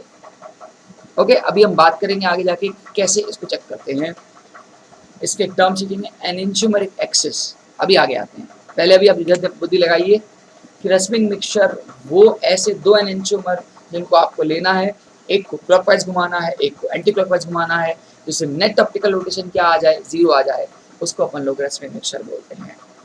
दूसरी बात याद रखना, रेसमिक मिक्सचर्स नेचर में हमेशा ऑप्टिकली इनएक्टिव होते हैं। क्या होते हैं बेटा? ऑप्टिकली इनएक्टिव होते हैं। ठीक, जितने भी रेसमिक मिक्सचर होंगे तो नेचर में आपके ऑप्टिकली इनएक्टिव की कैटेगरी में आएंगे।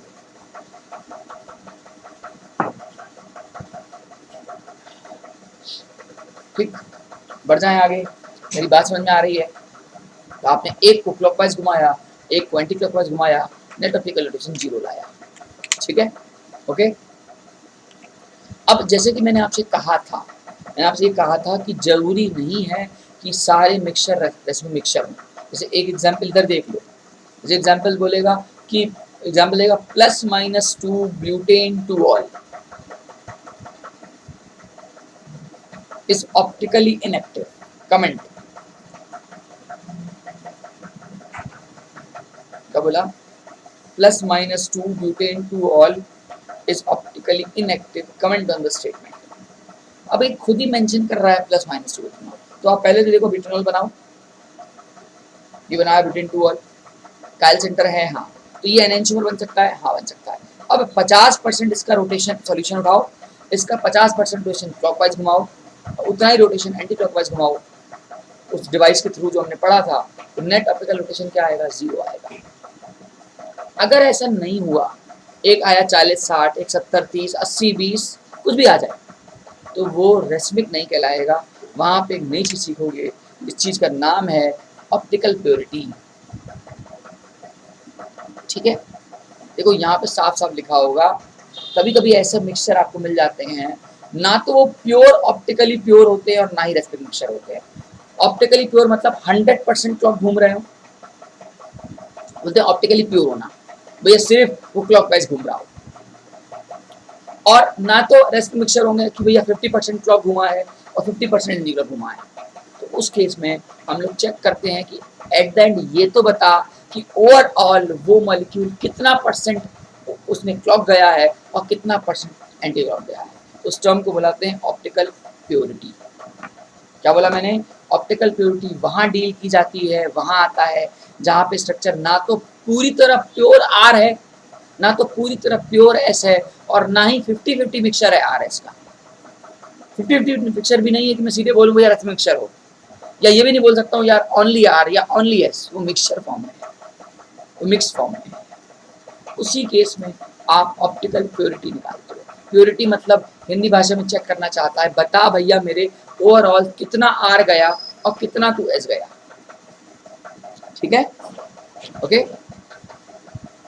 तो हमको इससे पता चल जाता है कि वो स्ट्रक्चर कितना प्योर एनेंटियोमर था, या क्यों कितना प्योर आर था और कितना प्योर एस था। ठीक है, आओ देखते हैं, आइए देखते हैं इसका एक फॉर्मूला। तो कुछ फॉर्मूला ये है optical, that optical purity is equal to observed optical rotation upon optical rotation of pure enantiomer into 100। ठीक है, मान लेते कुछ क्वेश्चन दिया, यहाँ पे क्वेश्चन दे रखा है इन्होंने, बोला है कि मेरे पास वही ब्यूटेन टू ऑल है, ठीक है, और इसका ऑब्जर्व्ड ऑप्टिकल रोटेशन आ रहा है +9.72 डिग्री। कितना आ रहा है? +9.72, ये ऑब्जर्व्ड आ रहा है। ठीक है, and we compare this rotation with the 13.5 rotation of pure enantiomer. Optical pure enantiomer कितना दे रखा है उसने? 13.5। ऑब्जर्व रोटेशन कितना दे रखा है? 9.72। परसेंटेज निकाला तो 72% आई। इसकी हिंदी समझो, हिंदी, इसकी हिंदी समझो। अगर किसी का आंसर 72 आया तो इसकी हिंदी क्या हुई?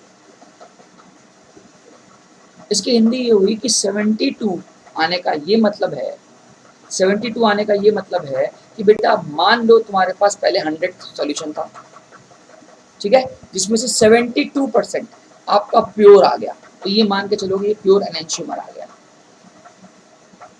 ठीक है, मैं यहाँ कर दूँ क्या? यहाँ कर देता हूँ। मेरे पास कितना आंसर आया था? 72% ऑप्टिकल प्योरिटी आई थी। इसकी हिंदी हुई कि 72% प्योर एनेंशियोमर आया, प्योर एनेंशियोमर आया। मान के थोड़ी देर के लिए मान के चलना कि वो आर आया, 72% प्योर आर आया। अब आपके पास था कितना? 100% मिक्सचर था, ठीक है, जिसमें से आपका 72% आपका प्योर आया, ठीक है। तो रेस्ट आया आपका 28%। ये 28% रेसमिक मिक्सचर कहलाएगा। क्या कहलाएगा? रेसमिक मिक्सचर कहलाएगा। मान लोगे? क्योंकि मैंने क्या बोला कि ऑप्टिकली एक्टिविटी, ऑप्टिकल प्योरिटी वहां निकालते हैं जहाँ पे मिक्सचर भी होता है और रेसमिक भी होता है, मतलब प्योर भी होगा और रेसमिक भी होगा। तो पहले तो हमने ऑप्टिकल प्योरिटी से प्योरिटी निकाली, कितना प्योर है। अब बेटा अगर मान लेते हो 28% रेसमिक मिक्सचर है, तो हम लोग बोलते हैं 50-50% क्लॉकवाइज गया होगा, 50 एंटीक्लॉकवाइज गया होगा। रेसमिक मिक्सचर का मतलब क्या होता है? 50% क्लॉक जाना एंड 50% एंटी क्लॉकवाइज जाना। मतलब अगर तुम्हारे पास रेसमिक मिक्सचर 28% है तो आर 14% गया होगा एंड एस भी 14% गया होगा। अब एक बात बताओ, टोटल आर कितना हुआ? 72% आया प्योर से प्लस 14% आया रेसमिक मिक्सचर से। क्या बोला? 72% आया प्योर से, 17% आया मिक्सचर से, ठीक है। तो ये हो गया आपका कितना, if I am not wrong, 4 2 6, 86% आपको प्योर आर मिला और रेस्ट जो आपका मिला 14%, ये आपको एस मिला।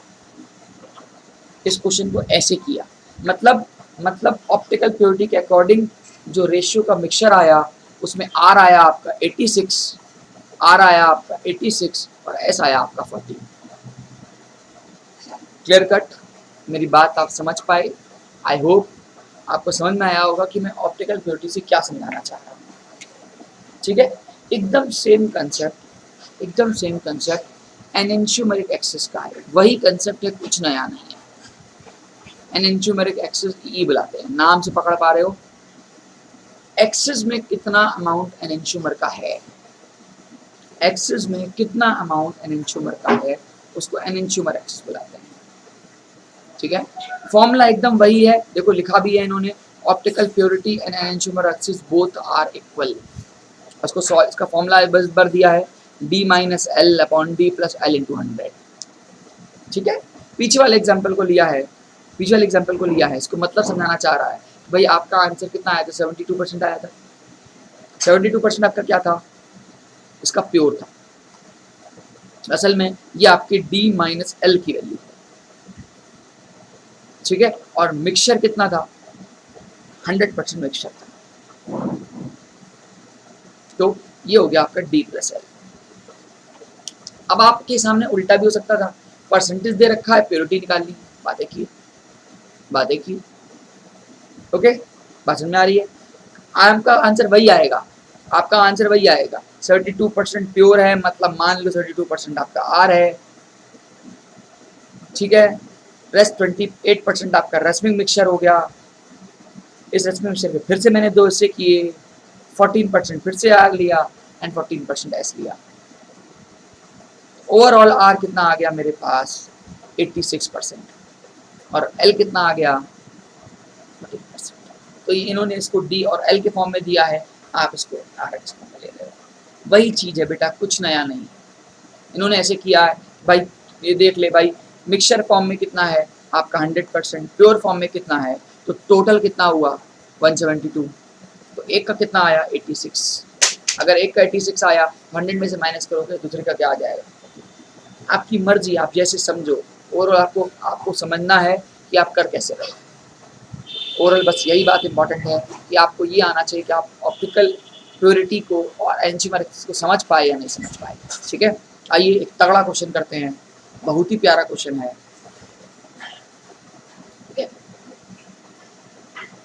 क्वेश्चन क्या कहता है, बोला है कि कोलेस्ट्रॉल है, ठीक है, when isolated from a natural source, हटाओ, it's obtain a single एनेंचियोमर।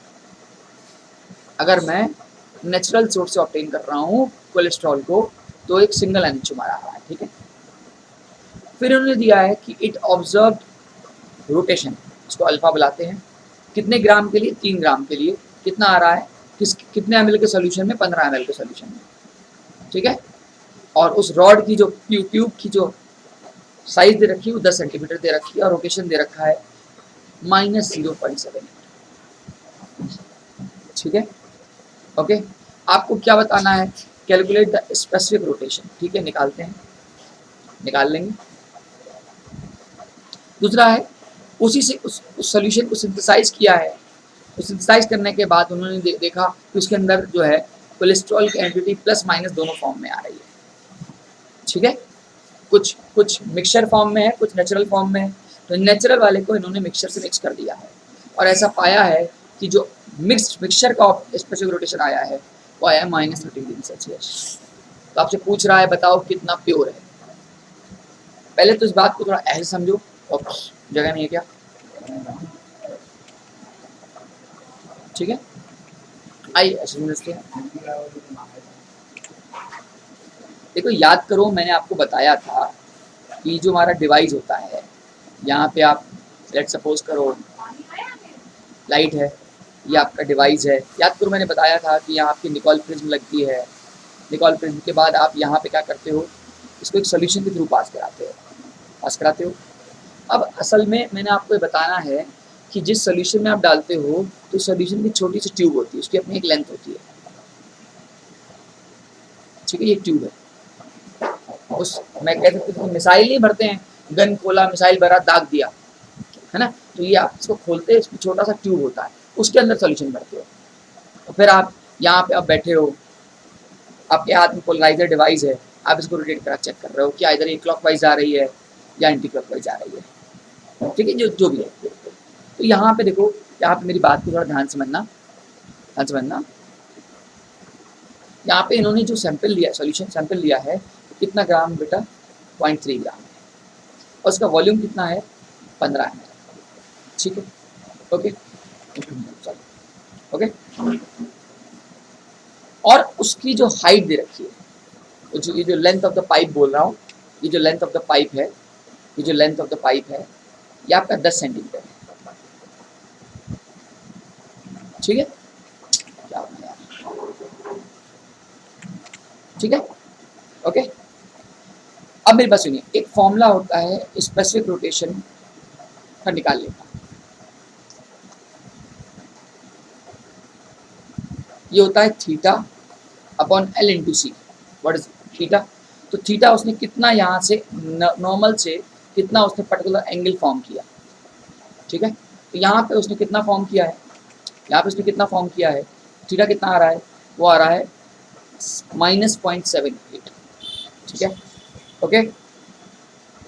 Length of the pipe कितना है, 10, ये आपका सेंटीमीटर में है, आप उसको mm में ले लो, ठीक है।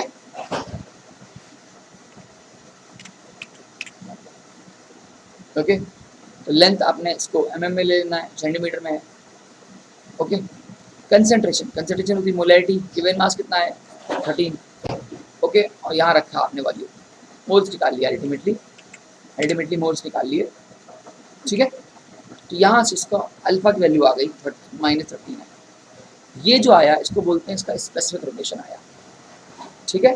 फिर आप ऑप्टिकल प्योरिटी निकाल लो, कैसे निकालोगे, 39 -39, इसका क्वेश्चन में कितना गिवन था एक्चुअल 33, तो ये आपका 39 नीचे वाला आया, ये तो ऑब्जर्व था ना, ऑब्जर्व कितना है, ये स्पेसिफिक मिक्सचर में जो है वो 13, आपने निकाला कितना 39, आया से कितना आया 33। अब इधर आओ, 33% इसकी ऑप्टिकल प्योरिटी आई, तो इसकी हिंदी क्या निकाले, हिंदी बताओ,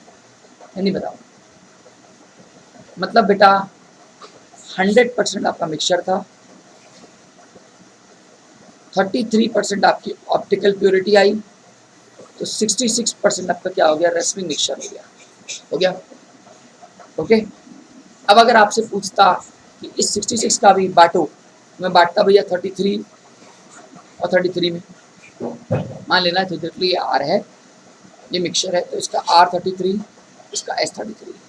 तो ओवरऑल आर कितना आया, ओवरऑल आर कितना आया, ओवरऑल आर कितना आया 66 आया, और ओवरऑल एस कितना आया, अप्रॉक्स बात कर रहा हूँ यार सर, ठीक है 33.3 है, मान लेते हैं 34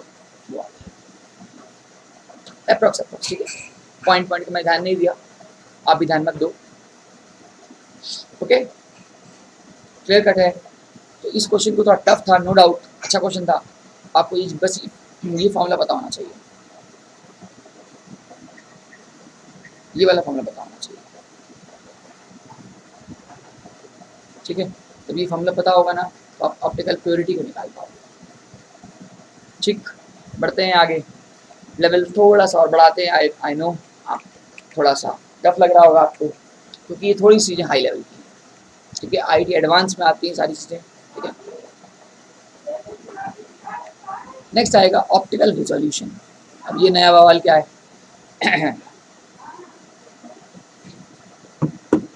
अगला आएगा ऑप्टिकल रिजोल्यूशन। डेफिनेशन पढ़ते हैं, a racemic mixture is allowed to react another optical pure mixture. जो भी हमारा रेसिपिंग मिक्सचर हमने निकाला था ना, और जो हमारा प्योर मिक्सचर था, हम इनको आपस में रिएक्ट कराते हैं क्या कराते हैं, आपस में रिएक्ट कराते हैं। ऐसा करने से this changes the racemic mixture into a mixture of diastereomer. Oh sorry, racemic mixture को किससे कंबाइन कराते हैं, प्योर वाले से कंबाइन कराते हैं।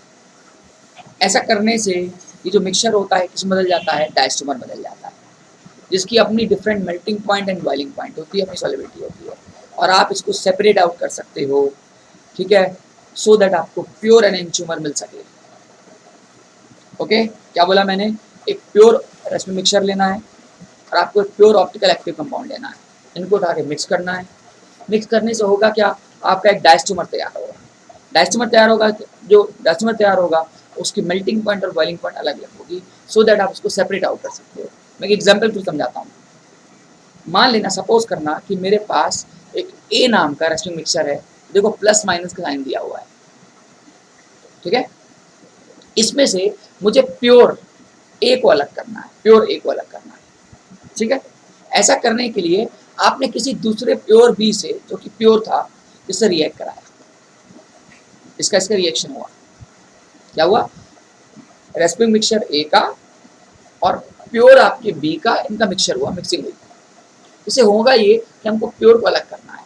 अब बहुत ध्यान सुनना, बहुत ध्यान सुनना भाई, एक रेसिपिंग मिक्सचर और आप प्योर से रिएक्ट करा रहे हो।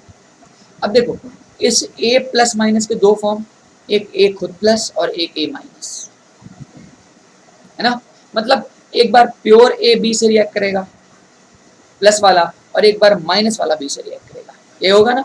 देखो, एक बार इसका प्लस वाला ए का इस बी से रिएक्ट कर रहा है, एक बार इसका माइनस वाला इस बी से रिएक्ट कर रहा है, ठीक है, कर रहा है। इसको हम लोग बोलते हैं डायस्ट्रोमर सेपरेट हो रहा है, मतलब अब आप इसको यहाँ से अलग कर सकते हो, क्योंकि इसकी प्रॉपर्टी हो गई अलग, इसकी प्रॉपर्टी हो गई अलग, हो गई, मतलब आप ए को अलग कर सकते हो, अब फाइनली ए और ए को अलग कर सकते हो, तो यहाँ से आपको क्या मिल गया, प्योर ए मिल गया। ये हाल बी के साथ भी होगा, यहाँ से भी इसको फिर से अलग किया, अलग क्यों कर पा रहे, क्योंकि सब डायस्ट्रोमर्स है। डायस्ट्रोमर्स मैंने पीछे बताया था कि डायस्ट्रोमर्स की डिफरेंट फिजिकल केमिकल प्रॉपर्टीज होती है, इस वजह से आप इसको सेपरेट कर सकते हो, तो आप यही काम कर रहे हो यहाँ, ठीक है, आप इसको सेपरेट आउट कर रहे हो। तो आपने प्योर ए और प्योर बी को उससे अलग कर दिया, भाई बी तो अलग था ही था, बी तो अलग था ही था, आपने क्या किया, प्योर ए अलग कर दिया एंड प्योर बी अलग कर दिया। मेरा मोटिव यही था, हमारा समझाने का यही था। ऑप्टिकल रिजोल्यूशन में हम लोग करते क्या है, रेसिपिंग मिक्सचर में से दोनों को अलग करते हैं।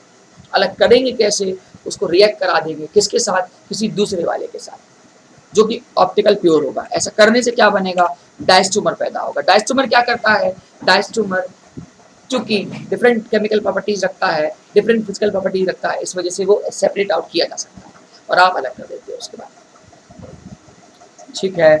पक्का वाला आपको पूरी तरह समझ में आया कि मैं क्या करना चाह रहा हूँ, ठीक है। अब उफ, चलो आपके सामने एक मिक्सचर है जो कि रस्मिक मिक्सचर है 2-क्लोरोप्रोपेनॉइक एसिड। 2-क्लोरोप्रोपेनॉइक एसिड का मिक्सचर है। इसमें से आपको R और S को अलग करना है। ठीक है, इन्होंने दिया है कि आप इसको रिएक्ट करा रहे हो किसी ऑप्टिकली प्योर बेस R के साथ। तो लॉजिक सोचो होगा क्या। एक बार ये S वाला इस R से रिएक्ट करेगा, मतलब S वाला R से रिएक्ट करेगा, और एक बार ये R वाला इस R से रिएक्ट करेगा। ये इनके पेयर में क्या हो जाएंगे, डायस्टोमरिक पेयर हो जाएंगे। फिर यहाँ से आप S को अलग कर देना, R को अलग कर देना, फिर यहाँ से आपको R अलग कर देना और यहाँ से S अलग कर देना।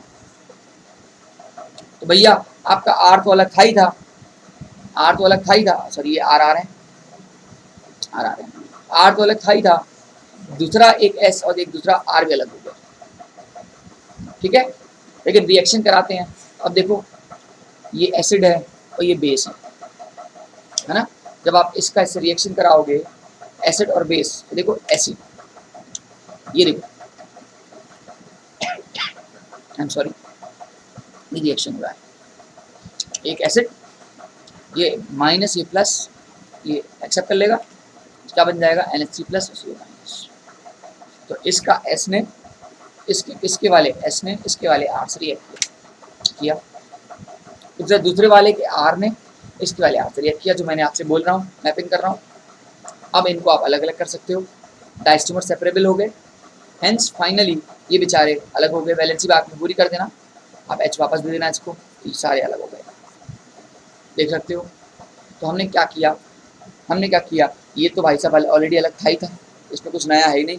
मेन आपका रेसमिक मिक्सचर को अलग करना था और आपने कर दिया, तो आपने कर दिया। तो ऑप्टिकल प्योरिटी आपने सीखा, एनेंटियोमर आपने सीखा, ऑप्टिकल रिजोल्यूशन आपने सीखा। IIT एडवांस में लास्ट ईयर इस पे क्वेश्चन आया था, इसलिए आपसे बोल रहा हूँ ऑप्टिकल रिजोल्यूशन को अच्छी तरह समझ लो, मोटिव समझ लो। मोटिव इतना छोटा सा था कि हमको एक रस्मिक मिक्सचर में से दो मेंबर्स को अलग करना है। अलग करने का दूसरा तरीका, सिंपल तरीका था, किसी ऐसे रिएक्ट करा दो जो प्योर हो। उससे होगा ये कि उसके डायस्टोमर पेयर बनेंगे, डायस्टोमर पेयर सेपरेबल होते हैं और आप उसको अलग कर सकते हो। ठीक है, चलिए ओके, मेरी बात याद रहेगी। थोड़ी सी कहानी और बची है यार, खत्म ही कर देते हैं। ठीक है, अब आपसे बोलेगा कि नंबर ऑफ स्टीरियोआइसोमर बताओ।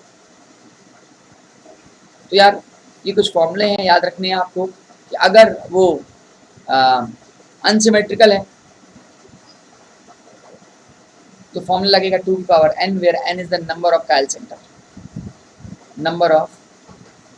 सेंटर, ऐसे लिखा हुआ है ये। और अगर इवन है, सिमेट्रिकल के साथ दो केस आएंगे, आइदर वो इवन होगा और आइदर वो ऑड होगा। अगर वो इवन हो गया तो फॉर्मूला आप ये लगाइएगा, आइदर वो ऑड होगा तो फॉर्मूला आप ये लगाइएगा। इसमें भी ऑड में भी दो केस आते हैं। अगर वो आपसे ज्योमेट्रिकल पूछता है, अगर उसके अंदर ज्योमेट्रिकल भी है, प्योर ज्योमेट्रिकल है, तो आप ये फॉर्मूला लगाइएगा। ऑप्टिकल है तो आप ये फॉर्मूला लगाइएगा। ठीक है, ये फॉर्मूले हैं, तुम्हें याद करने हैं, मेरा इसमें कोई रोल नहीं है। ठीक है, ओके। आओ एक आध एग्जाम्पल देख लेते हैं यार। जैसे मान लो ये स्ट्रक्चर है, पहले देखो ये सिमेट्रिकल या अनसिमेट्रिकल। तो देखो ये सट्टा से मैं मार सकता हूँ, इसे इधर मेरे रहना चाहिए, तो ये हमारा हो गया सिमेट्रिकल। ठीक है, अब सिमेट्रिकल में कितने कायल सेंटर, तो 3 कायल सेंटर। तो ये 3 किस में आता है बेटा, ऑड में आता है। सिमेट्रिकल भी है, ऑड भी है। क्या करना है हमको, क्या बताना है, नंबर ऑफ ऑप्टिकल आइसोमर। फॉर्मूले पे आ जाओ,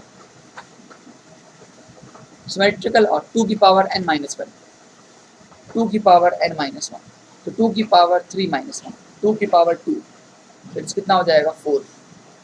अब 4 का हिंदी क्या हुई, 4 तो सब लोग पढ़ा देते हैं, हिंदी में क्या है, हिंदी में ये है भैया कि 2 इसके बनेंगे एनेंटियोमर और 2 बनेंगे इसके मीजो कंपाउंड्स। ठीक है, 2 बनेंगे एनेंटियोमर, मीजो कंपाउंड। देख पा रहे हैं भैया, यहाँ पे प्लेनर सिमेट्री, जहाँ पे काटा वहाँ पे मिरर लगा दिया, उस पर ध्यान नहीं दिया। इसकी मिरर इमेज ये सेम एज यहाँ पे भी 2 बने इसके मीजो और 2 एनेंटियोमर। ठीक है, तो 4 में से अगर आपको सिर्फ एनेंटियोमर पूछ ले तो ये फॉर्मूला लगाइएगा, सिर्फ मीजो पूछे तो आप ये फॉर्मूला लगाइएगा। पूछता है कभी कभी एग्जाम में, पूछता है तो तूने 4 लाया, किस बात का लाया 4। ठीक है, तो एनेंटियोमर और मीजो का मिक्सचर है 4। अगले क्वेश्चन में देखो, यहाँ पे देखो सिमेट्री है, हाँ सिमेट्री है। कितने कैल सेंटर? 2 कैल सेंटर। 2 नंबर किस में आता है? इवन में आता है। सटक से फॉर्म लगाओ, इवन वाला फॉर्म लगाओ। ये हमारा इवन वाला फॉर्मूला है, इट इज 2 की पावर n-1 प्लस 2 की पावर n/2 - 1। तो 2 की पावर 2 - 1 प्लस 2 की पावर 2/2 - 1, 2 की पावर 1 प्लस 2 की पावर 0, आंसर आ गया 3। अब 3 किस बात का आंसर है? तो 3 में बेटा 2 एनेंटियोमर हो गए और 1 मीजो हो गया। तो इसमें से इतना हिस्सा कितना किसको दिखा रहा है? एनेंटियोमर को दिखा रहा है। इतना इसका किसको दिखा रहा है? मीजो को दिखा रहा है। ओके, बात समझ में आ रही है? क्लियर कट है। हमने एनेंटियोमर देखा, हमने मीजो देखा, हमने बहुत कुछ देख लिया। अब ये कुछ क्वेश्चंस हैं, आप इसका स्क्रीनशॉट ले लो प्लीज़। ये क्वेश्चन आप होमवर्क में करना, ठीक है? सारे क्वेश्चन को ट्राई करना, ये भी ट्राई करो, ये वाला भी ट्राई करो, ये वाला भी ट्राई करो, और सारे कमेंट बॉक्स में रिप्लाई करना। मान लेते क्वेश्चन नंबर ये 1 है, ये क्वेश्चन नंबर 2 है, ये क्वेश्चन नंबर 3 है, और ये क्वेश्चन नंबर 4 है। ठीक है, 1 मिनट, 2 ले लिया, 3 को पॉज करके स्क्रीनशॉट ले लो, 4 को पॉज करके इसका स्क्रीनशॉट ले लो। ठीक है, और एक 5th क्वेश्चन नंबर, ये बहुत प्यारा क्वेश्चन है, बहुत ही प्यारा क्वेश्चन है। एनेंटियोमर एक्सिस पे क्वेश्चन है भैया, बुद्धि लगाओगे, मैं कुछ नहीं बताऊंगा इस क्वेश्चन में, कमेंट बॉक्स में इसका रिप्लाई करोगे कि सर ये इसका आंसर ये आ रहा है। ठीक है, इस बार इन्होंने एनेंटियोमरिक दे रखा है 50%, ई खुद ही दे रखा है। ओके, तो d - l/d+l × 100 लगा दीजिएगा, आपका सटक से आंसर आपके सामने आ जाएगा।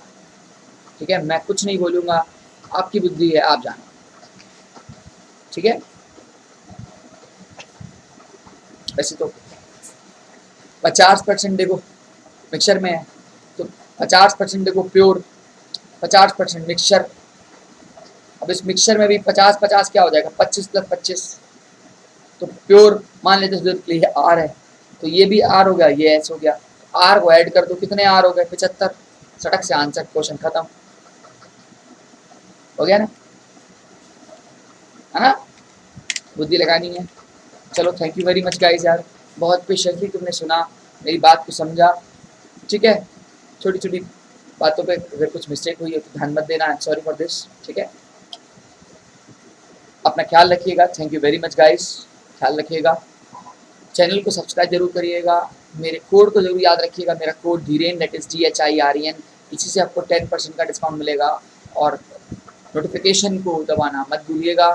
ठीक है, वीडियो अच्छा लगे तो उसको लाइक जरूर करिएगा guys, thank you very much guys.